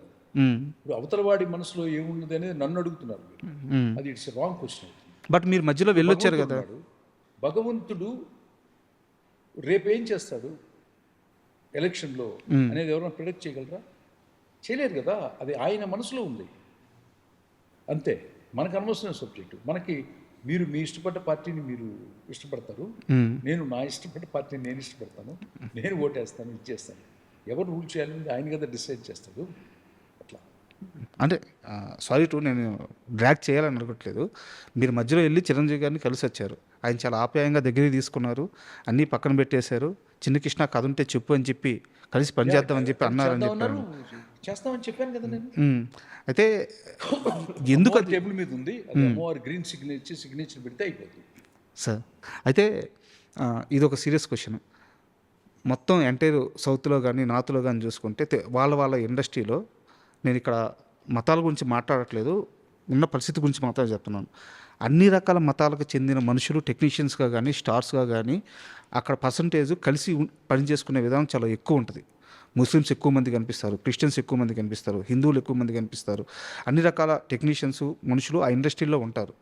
తెలుగు సినిమా పరిశ్రమలో మాత్రమే ఎందుకు ఆ సమైక్యత తగ్గిపోయింది? నేను సమైక్యత తగ్గిందన్న కానీ నెంబర్ తగ్గిపోయింది. ఇప్పుడు మలయాళం ఇండస్ట్రీలో కానీ హిందూ స్టార్స్ ఉంటారు, ముస్లిం స్టార్స్ ఉంటారు, క్రిస్టియన్ స్టార్స్ ఉంటారు, టెక్నీషియన్స్ కూడా అలాగే ఉంటారు. తమిళనాడుకు వచ్చినా సరే, తమిళనాడులో కూడా టాప్ టెక్నీషియన్స్ ఉంటారు, దళితులు ఉంటారు. సో అన్ని రకాల మనుషులు ఆయా ఇండస్ట్రీని రిప్రజెంట్ చేస్తూ ఉంటారు. బట్ టాలీవుడ్కి వచ్చేసేలేకే బెంగాల్లో ఉంటారు. టాలీవుడ్కి వచ్చేసేలేకే ఆ పర్సంటేజ్ బాగా తగ్గిపోతుంది అనేది ప్రశ్న. ఇది మీరు గమనించారా? యా, నాకు ఎప్పటి నుంచో తెలుసు. దీని మీద ఒక చిన్న ఆర్టికల్ కూడా నేను బుక్లో రాస్తాను. వై అనేది అంటే దీన్ని ఎట్లా అనాలిసిస్ చేయాలంటే, ఒక ముస్లిమ్స్లో మంచి మంచి సంగీత దర్శకులు ఉన్నారు, మంచి మంచి లిరిసిస్టులు ఉన్నారు, హిందీలో కానీ బెంగాల్లో కానీ. సో మలయాళంలో ఉన్నారు, నేషనల్ అవార్డు విన్నర్స్ ఉన్నారు, రైటర్స్, అద్భుతమైన సినిమాలు చేసిన వాళ్ళు తమిళ్లో ఉన్నారు, క్రిస్టియన్స్లో ఉన్నారు, దళితులు ఉన్నారు. Why not in Telugu cinema అనేది ఎవరి చేతుల్లో అయితే ఇండస్ట్రీ ఉందో వాళ్ళని అడిగితే కరెక్ట్గా ఉంటుందేమో అని నేను అనుకుంటున్నాను. చిన్ని కృష్ణ దీనికి సమాధానం చెప్పడానికి భయపడుతున్నాడా? నేనేం భయపడలేదు. ఎప్పుడు కూడా చెప్పాను కదా, బలవంతుడు బలహీనుడు, జ్ఞానవంతుడు అజ్ఞాని, డబ్బున్నవాడు పేదవాడని మనం అసలు ఇంటర్వ్యూ స్టార్ట్ చేసాం. ఆ జానర్లో జరుగుతున్నటువంటి అతి పెద్ద మాఫియా, ఆ మాఫియాలో బలైపోతున్నటువంటి అట్టడుగు వర్గాల్లో పుట్టినటువంటి దళిత సోదరులు ఒక్క పాట తెలంగాణలో విప్లవాత్మకమైన పాట రాస్తే గద్దర్ గారు, అదే గద్దర్ గారిని నీ కాలి మీద పుట్టి మచ్చను నేనమ్మా అని దాసనారాయణరావు గారు అట్లాంటి వాళ్ళు తీసుకొని పెద్ద పెద్ద హిట్లు. ఒక ఉద్యమంలో కేసీఆర్ గారు రాసినటువంటి దళిత సోదరులు ఎంతోమంది ఎంత గొప్ప పాటలు రాశారు, ఎంత గొప్పగా పోర్ట్రేట్ చేశారు అనేది. ఇక్కడ ఏమవుతుందంటే, తెలుగు ఇండస్ట్రీ వరకు సినిమా పరిశ్రమ రాజకీయం రెండు బ్లెండ్ అయినాయి, బ్లెండ్ చేశారు అనమాట. సో బ్లెండ్ అంటే మీకు తెలుసు కదా, కానీ అది అవ్వకూడదు కూడా, అవ్వవు కానీ చేస్తున్నారు. అయింది. ఆ చేయటం వల్ల నష్టం వాళ్ళకే. ఇప్పుడు ఒక దళిత సోదరుడు, ఒక ముస్లిం సోదరుడు సంగీతము రెహమాన్ గారు ఎట్లాంటి మ్యూజిక్ డైరెక్టర్? నేను కాక మొన్న పెద్ద సాంగ్స్ మ్మ్. అసలు ఎన్నిసార్లు విన్నానో నాకే తెలియదు అసలు. సార్ సో అట్లా రిలీజియన్ చూసే ఒక గుణం ఈ రెండు తెలుగు రాష్ట్రాల్లో ఉన్నటువంటి ఒక ఉంది. చాలామంది ఖండిస్తారు పెద్దవాళ్ళు, నాకు చాలామంది పరిచయం. మ్మ్. అసలు అట్లాంటి ఇదే లేని వాళ్ళు చాలామంది ఉన్నారు. అరవింద్ గారు, దత్ గారు, సురేష్ బాబు గారు, వీళ్ళంతా కూడా అట్లాంటివి ఏం పట్టించుకోరు. మ్మ్. మా మధ్య కూడా వచ్చినా కూడా డిస్కస్ చేసి అవన్నీ ఏంటండి క్రియేటివిటీ చాలా ఇంపార్టెంట్ అయితే అంటారు అనమాట. సో అట్లాంటి వాతావరణాన్ని పోగొట్టుకోవాల్సిన ఆవశ్యకత మాత్రం ఎంతైనా ఉంది. ఇది తెలుగు ఇండస్ట్రీలో ఉన్నటువంటి ఒక అజ్ఞానులు చేసే ఒక చిన్న చీప్ పనులు అనమాట. జ్ఞానం లేనివాడు ఏం చేస్తాడు చెప్పు? బట్ నెంబర్ మనకు జ్ఞానం లేనివాడు ఏం చేస్తాడు? ఇదో ఈ కులమత లెక్కలేదు ఫ్లాప్ ఇచ్చినా పర్లేదు, నేను పలాని కులం వాడుతూ పలాని మతం వాడుతూ తిరగను అంటాడు అజ్ఞాని. జ్ఞానవంతుడు ఏం చేస్తాడంటే టాలెంటే ఇంపార్టెంటు. ఆ టాలెంట్ అనేది ఎవడు సొత్తు కాదు, మన కులానికో మన మతానికో అది ఆపాదించబడలేదు ఇప్పుడు కూడా. ఈ సృష్టిలో ఉన్నటువంటి pen, fan, AC, mic, TV, రోడ్లు ఏంటి మనం ఇప్పుడు అనుభవిస్తున్నటువంటి స్క్రీన్స్, కెమెరాస్, సినిమా ఫీల్డ్లోని తీసుకుంటే అన్ని క్రాఫ్ట్లో ఉన్న టెక్నాలజీ, ఎడిటింగ్ షూట్లు అన్నీ కూడా ఇంకో దేశంలో ఉన్నటువంటి క్రిస్టియన్స్ సాధించినవి అన్నటువంటి జ్ఞానవంతుడు ఎప్పుడు అట్లాంటి cheap and vulgar class 4 thought ప్రాసెస్లో ఉండదు. అట్లాంటి వారు ఎవరన్నా తగిలినా నాకు తగులుతుంటారు రోజు. వీడు జ్ఞానవంతుడు కాగాక అని మనసులో అనుకుని వెళ్ళిపోతుంటాను. దీవించండి అంతకంటే వాడితో నేను ఆర్గ్యూ చేసేది ఏం లేదు. అదేదో చెప్పించినట్టు ఉంది కానీ దీవించినట్టు. ఫుల్స్. బట్ ఇండస్ట్రీలో అయితే ఆ నెంబర్ కనిపించట్లేదు కదా, దీన్ని ఒప్పుకుంటారు. కనపట్లేదు అసలు, ఎతికినా కనపడదు. కొంచెం టైం ఉంది. అయినో నాకు ఏ టైంలో అది బ్రేక్ అవుతూ కూడా నాకు తెలుసు. It is too early to discuss on social media platform. Sir నాకు తెలుసు ఒక డేట్ ఉంటుంది, ఆ డేట్ తర్వాత అది అసలు ఉండదు, ఇక పోద్ది, మొత్తం పోద్ది. ఇక్కడ 2 స్టేట్లో ఆ డేట్ ఏదో నేను చెప్పను, నాకు మాత్రమే అమ్మవారు చెప్పింది. అందుకు ఆ అమ్మవారు చెప్పిన డేటు టైము నేను ఎవరికి చెప్పను. అమ్మవారు మీకు వాక్యం వినిపిస్తుంటుందా? నాకు రెగ్యులర్గా ప్రతిరోజు ఆ అమ్మవారితో నేను మాట్లాడని రోజు ఉండదు, విశ్వనాథుడితో నేను ప్రయాణం చేయని రోజు ఉండదు. సార్ అంతే. నేను వాళ్ళ నిద్ర లేచాను అంటే ఆవిడ అనుగ్రహం, అంటే వన్ డే మళ్ళీ ఇచ్చినట్టే కదా. అంతే అంతే కదా. అది నిన్న నిద్ర హ్యాపీగా పోయానంటే ఆ భగవంతుడే, ఇవాళ లేచాను అంటే ఆ భగవంతుడే, ఆ శివయ్యే. ఆ శివయ్య ఈ రోజంతా మీతో మాట్లాడాలని నిర్ణయించాడు. ఎప్పటి నుంచి అడుగుతున్నారు సార్? అసలు ఎప్పుడనగా కూర్చోవాలి మనం, ఎన్నో నెలగా అడుగుతున్నారు. సో అమ్మవారు ఇవాళ చెప్పమని చెప్పింది కాబట్టి నేను టైం తీసుకొని నేను మీతో మాట్లాడుతున్నాను అనమాట. Everything decided by the God, that's all. Sir అయితే ఒక చిన్న ప్రశ్న సార్, ఎవరికైనా సరే తొలి రోజుల్లో చేయబట్టి అలా నడిపించిన మనిషి మీద ఆ ప్రేమ అలాగే ఉండిపోద్ది, తల్లి కానీ తండ్రి కానీ గురువు కానీ. సో ఈరోజు ఇండస్ట్రీలో biggest pan India star Allu Arjun, ఆయనకి మొట్టమొదటి కథ రాసిన రచయిత మీరు. ఈరోజు ఇండియా మొత్తం, ఇండియా ఏంది ఆల్ ఓవర్ వరల్డ్ ఆయన ఎక్కడికి వెళ్ళినా గుర్తుపడతారు. ఆయన్ని ఆరాధించే ఫ్యాన్స్ కొన్ని కోట్ల మంది ఉన్నారు. మీరు ఫస్ట్ కథ రాసిన హీరో ఆ రేంజ్కి వెళ్ళడం, ఈ స్థాయికి రావడం ఎలా అనిపిస్తుంది మీకు?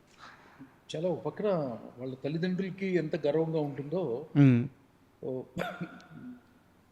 అతన్ని పరిచయం చేయడానికి తీసుకున్నటువంటి స్ట్రగుల్స్ చాలా ఉన్నాయి. ఇది పెద్ద వార్, సార్ బ్యాటిల్.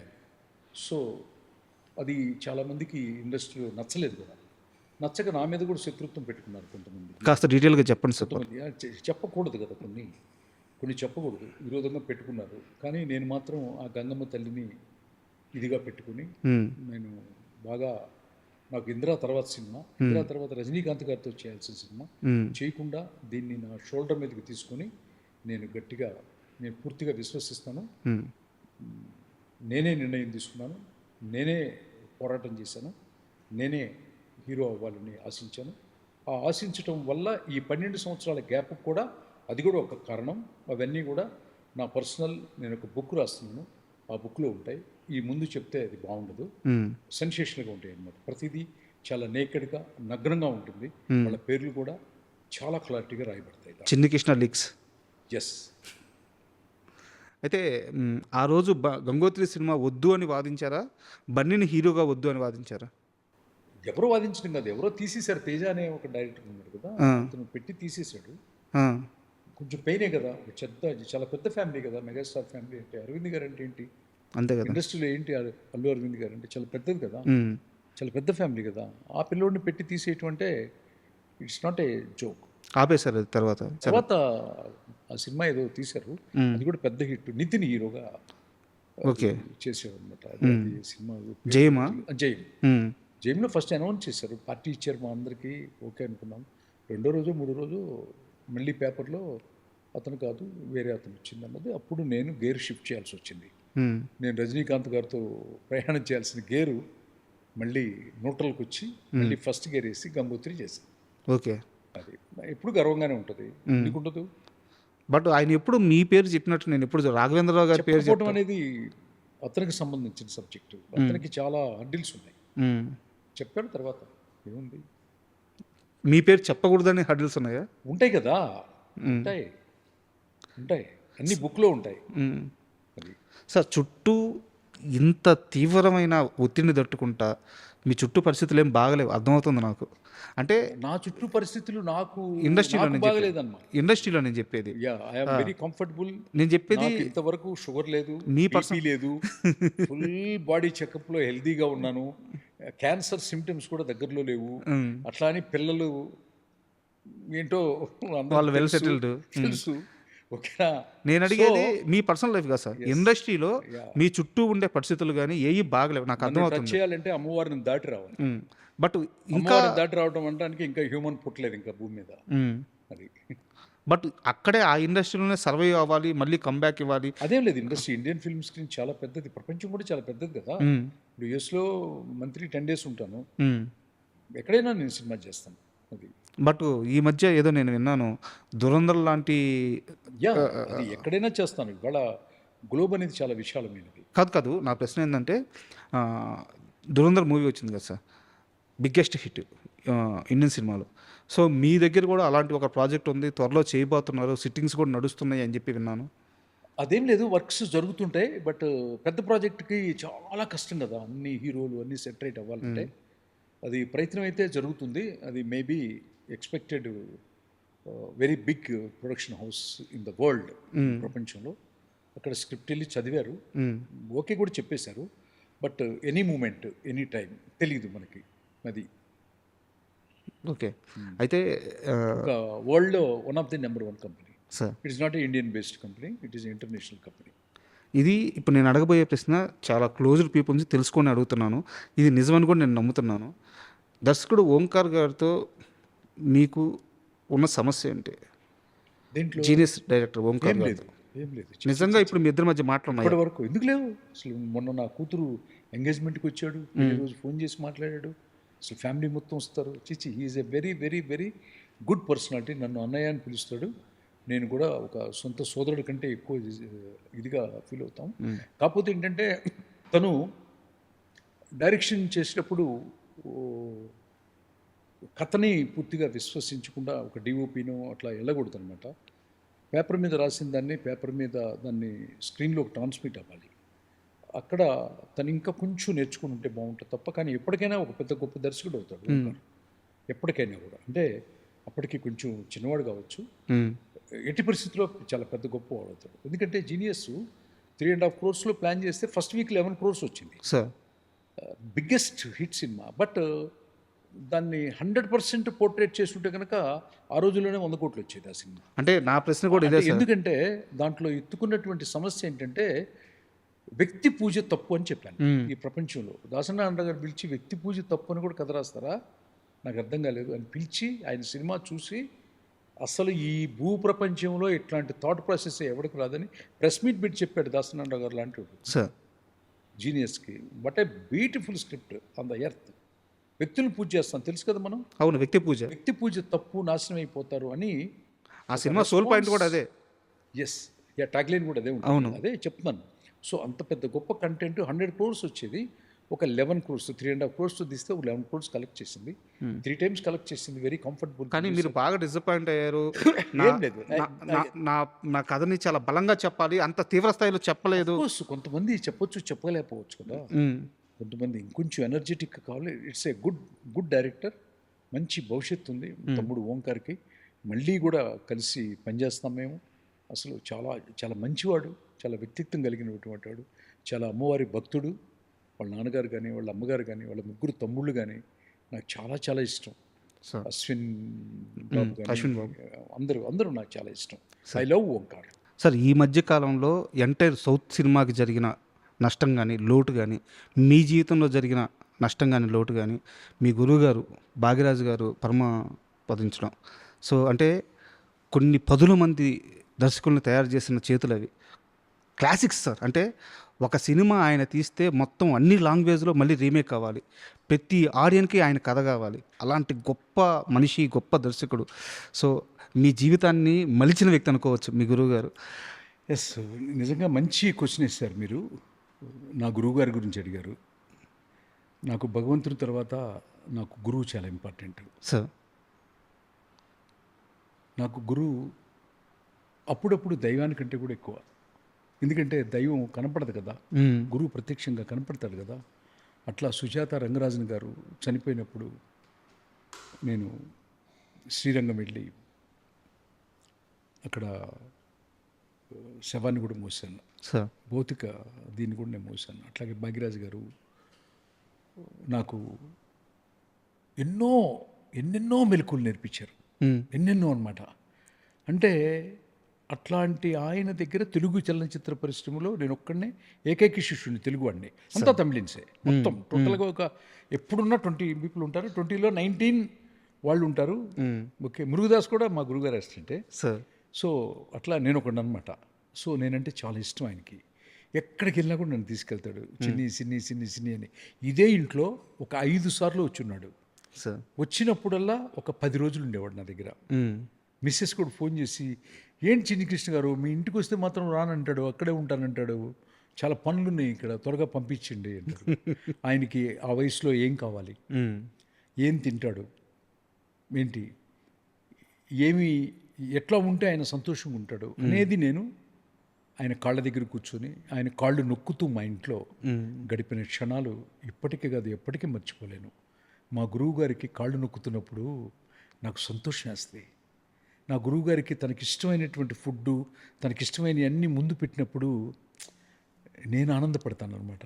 అట్లా నా గురువు అంటే అంత ప్రాణం. ఒక తండ్రి స్థానం ఇచ్చిన ఆయన అంటే తెలుగు ఇండస్ట్రీలో ఇంత గురు శిష్యుల బంధం నాకు ఎక్కడ కనపడలేదు, వినపడలేదు. అంతా పైపైన డ్రామాలు, చిరునవ్వు, స్క్రీన్ మీద నటించమంటే రియల్ లైఫ్లో నటించేవాళ్ళు ఎక్కువ.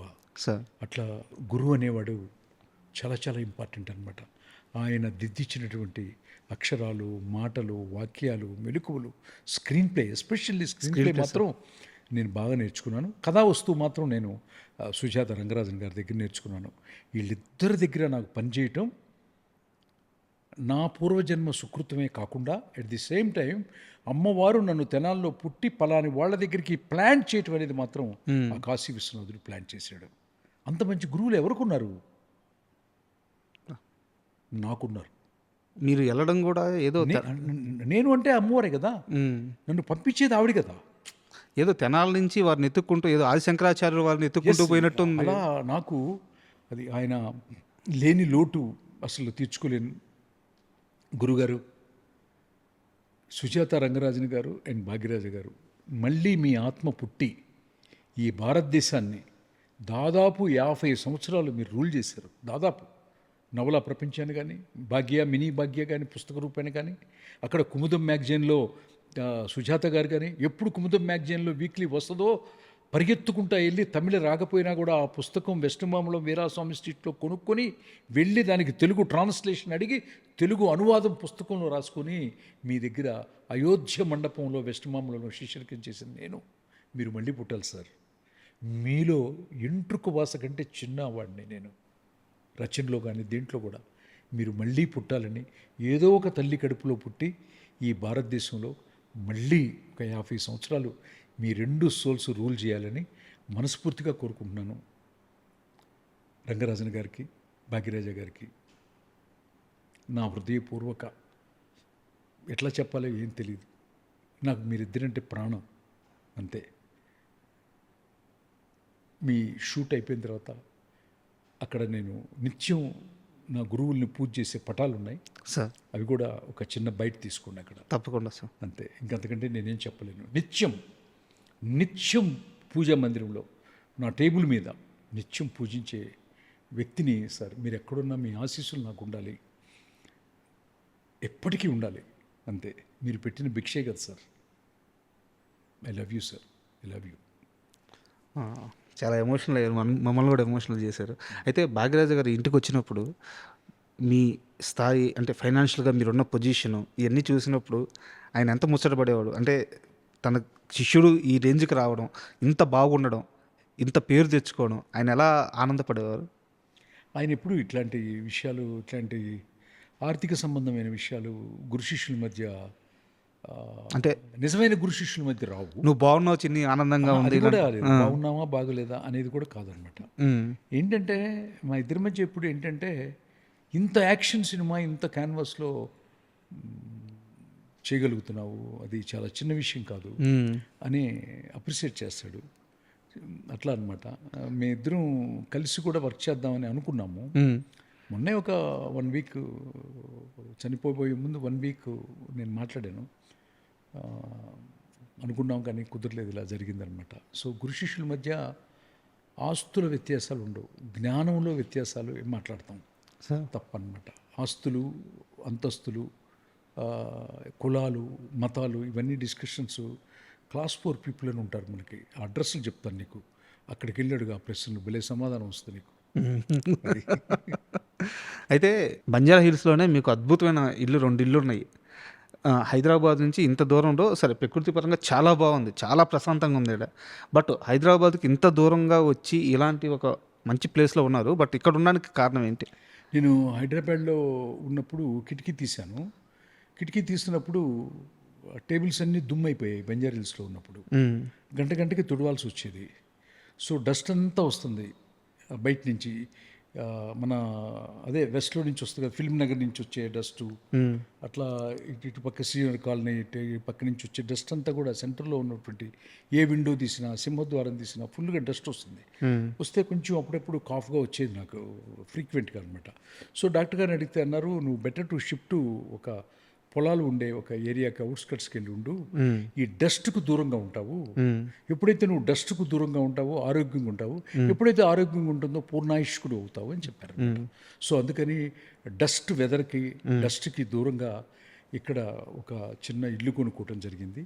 అందుకోసం ఇక్కడికి వచ్చిన తర్వాత నుంచి అసలు హెల్త్ ఇష్యూస్ కానీ, ఆ యొక్క దగ్గు రావటం కానీ, ఆ డస్ట్ అనేది ఎస్పెషల్లీ లోపలికి రాకుండా ఉన్నాను. ఫిలిం నగర్ డస్ట్ వచ్చేసి ఫిలిం నగర్ డస్ట్ కాదు, మామూలుగా సిటీలో ఉన్నటువంటి డస్ట్ మీకు తెలుసో తెలీదో ఏ ఇంటి కిటికీ తీసినా కూడా వస్తుంది అనమాట. మీరు ఎక్కడైనా కూడా ఎల్బీ నగర్ కానీ ఎక్కడైనా తీసుకోండి, అది అందుకని డస్ట్కి దూరంగా ఉన్నాను. సార్ మీ మాటల్లో పొదునైతే తగ్గలేదు సార్. అర్థం కాలేదు. మీ మాటల్లో పొదును, చతురత, హాస్యం అదేం లేదు, నిజం చెప్తే అట్లాగే ఉంటుంది. సో దూరంగా ఉండడానికి ఇదే కారణం. అది హెల్తీగా ఉన్నాం కదా ఫస్ట్, అది హెల్త్ కోసమే సార్. అయితే ఒక సీరియస్ క్వశ్చన్ సార్. యాక్చువల్గా తమిళనాడు పీపుల్ కానీ, సౌత్ పీపుల్ కానీ, తమిళనాడులో ఎంజీఆర్ గారి తర్వాత, కరుణానిధి గారు, ఎంజీఆర్ గారి తర్వాత రజనీకాంత్ గారు సీఎం అవుతారని బలంగా నమ్మారు. సరే ఆయన డిసిషన్ తీసుకున్నారు వద్దు అని చెప్పేసి, బట్ ఆయన రేంజ్ అది, ఆయనకుండే ఫాలోయింగ్ అది. అలాంటి రజనీకాంత్ గారితో మీరు వర్క్ చేశారు. సో రజనీకాంత్ గారితో ఏదైనా మర్చిపోలేని ఒక ఎక్స్పీరియన్స్ ఉంటే షేర్ చేసుకుంటారా? స్టోరీ డిస్కషన్ ఎక్స్పెండిచర్ చెప్పాలి. పడేప జరిగేటప్పుడు ఎంజిఎం రిసార్ట్ అని ఉండేవి సార్, అక్కడ స్టోరీ డిస్కషన్ జరిగింది. మెయిన్గా major part of the story discussion Chennai OMR రోడ్లో ఉన్నటువంటి ఎంజిఎం రిసార్ట్లో జరిగింది. జరిగినప్పుడు చాలామంది అసిస్టెంట్స్, నేను కూడా one of the assistant of KS Ravikumar గారికి. ఆయన నాకు ఇండైరెక్ట్గా ఆయన ఎప్పుడు డిస్కషన్ ఉన్నా నన్ను పిలుస్తారనమాట. విజయ్ గారి పరిచయం కూడా, విజయ్ గారితో ఆయన సినిమా తీస్తే నేను కూడా కలిసి వర్క్ చేశాము. ఇప్పుడు సీఎం విజయ్ గారు, గౌరవ ముఖ్యమంత్రి, తమిళనాడు ముఖ్యమంత్రి.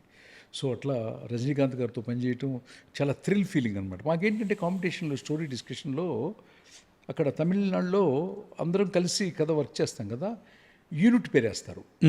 అంటే సపోజ్ ఒక సినిమా యూనిట్ ఉంది, అరుణాచలం ప్రొడక్షన్స్ అంటే కథ అరుణాచలం ప్రొడక్షన్స్ అని వస్తుంది.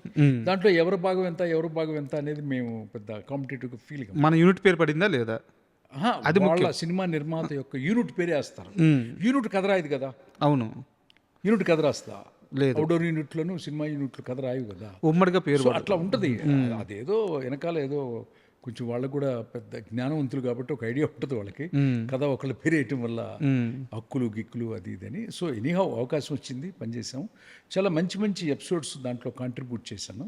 సో కేఎస్ రవికుమార్ గారు అందరూ గౌరవించి నాకు కూడా one of the screen play writer అని కార్డు వేసి గౌరవించారు.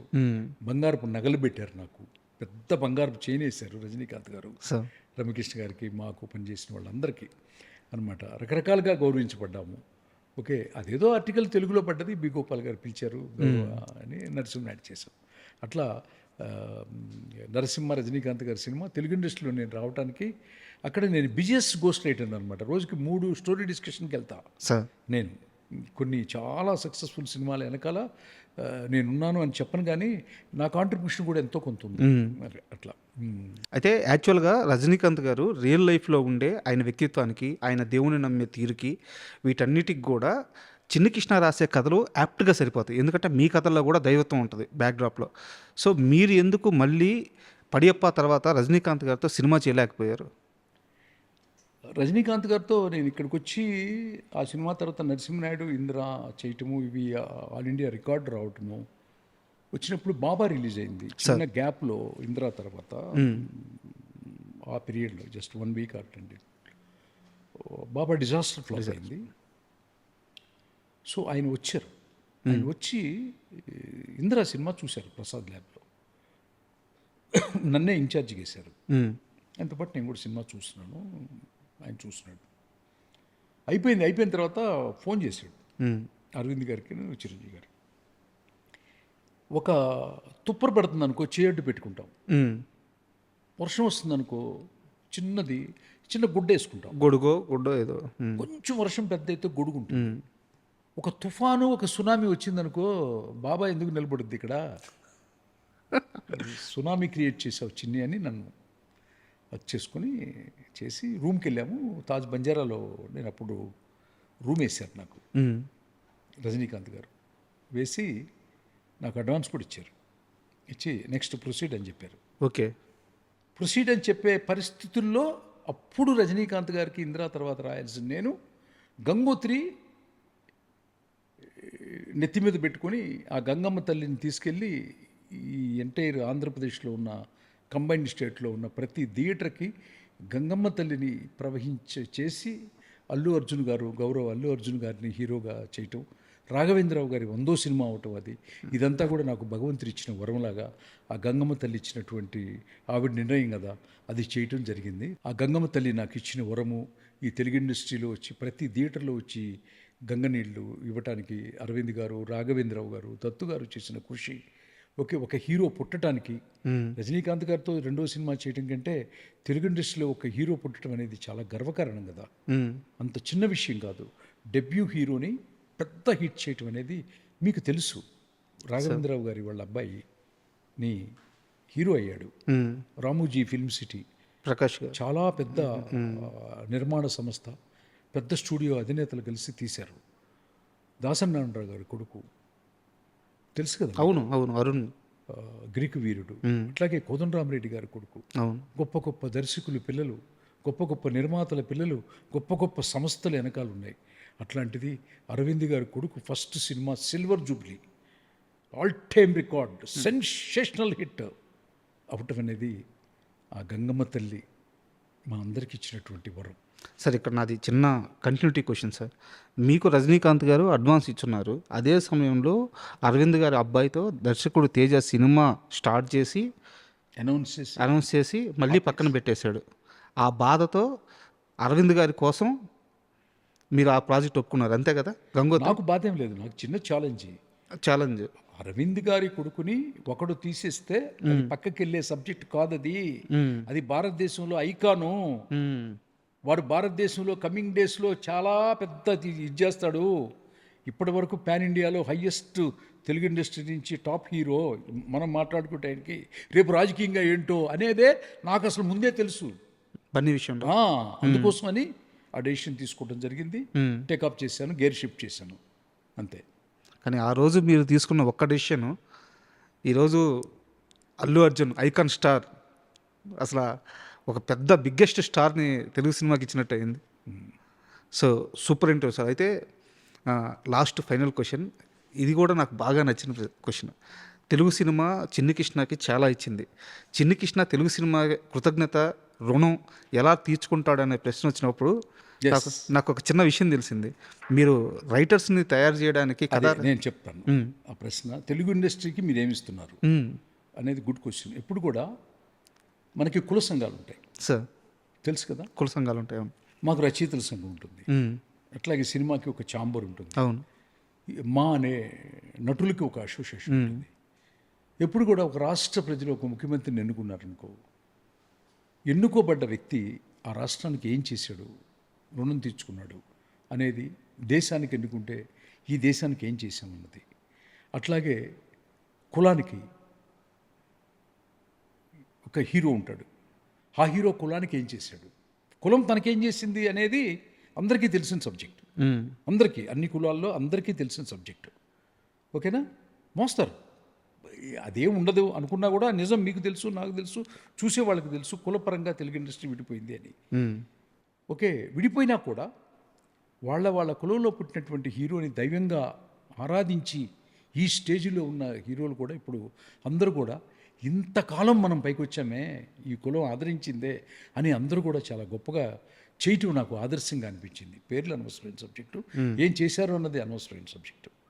సో నాకుగా తెలుగు చలనచిత్ర పరిశ్రమ, నేను అమెరికా వెళ్తే ఎంత గౌరవించారు. అక్కడ బాబీ గారని,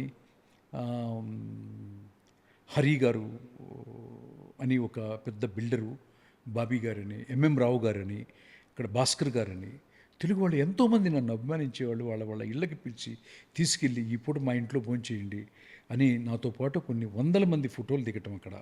ఇదంతా ఎక్కడి నుంచి వచ్చింది? చిన్ని కృష్ణకి తెలుగు సినిమా ఇచ్చింది. తెలుగు సినిమా ఇచ్చినటువంటి, సినిమా పరిశ్రమ ఇచ్చినటువంటి ఈ రచన అనే సబ్జెక్ట్ ద్వారా వచ్చింది. సో నాకు నేనుగా ఏమనుకుంటున్నానంటే,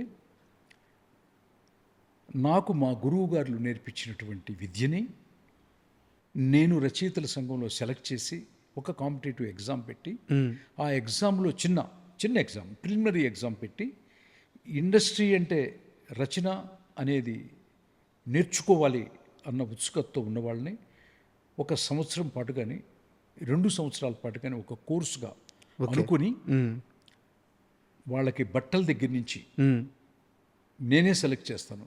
సంవత్సరానికి ఒక 5గురు మాత్రమే తీసుకుంటాను.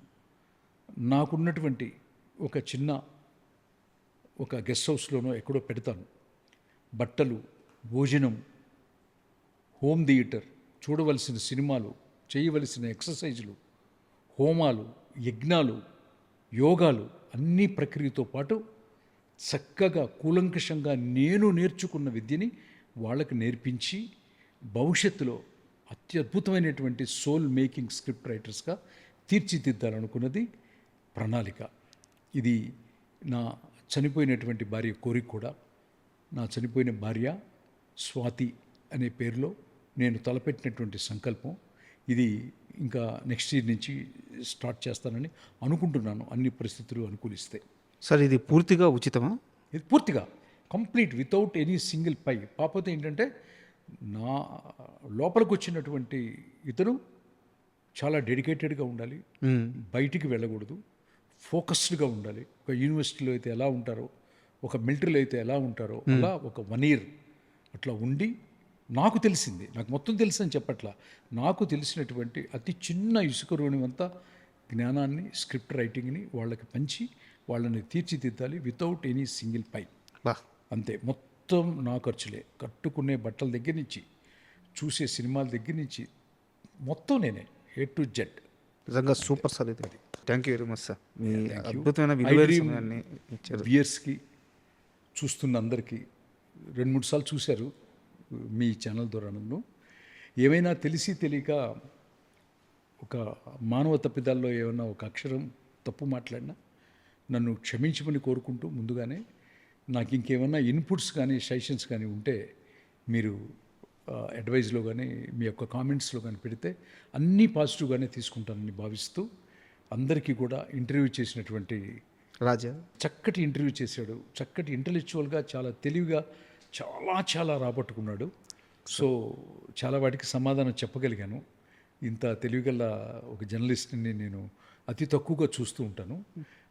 సో రాజా గారు వేసిన ప్రశ్నలన్నిటికీ కూడా చక్కగా సమాధానం చెప్పానని నేను అనుకుంటున్నాను.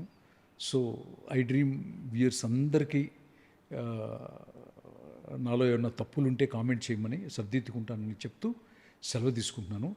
అందరూ కూడా స్క్రిప్ట్ నేర్చుకోవాలి అనుకున్న వాళ్ళందరూ కూడా నేను అనౌన్స్ చేసినప్పుడు మీరు స్పందించాల్సిందిగా కోరుకుంటూ జై శ్రీరామ్, జై శ్రీకృష్ణ.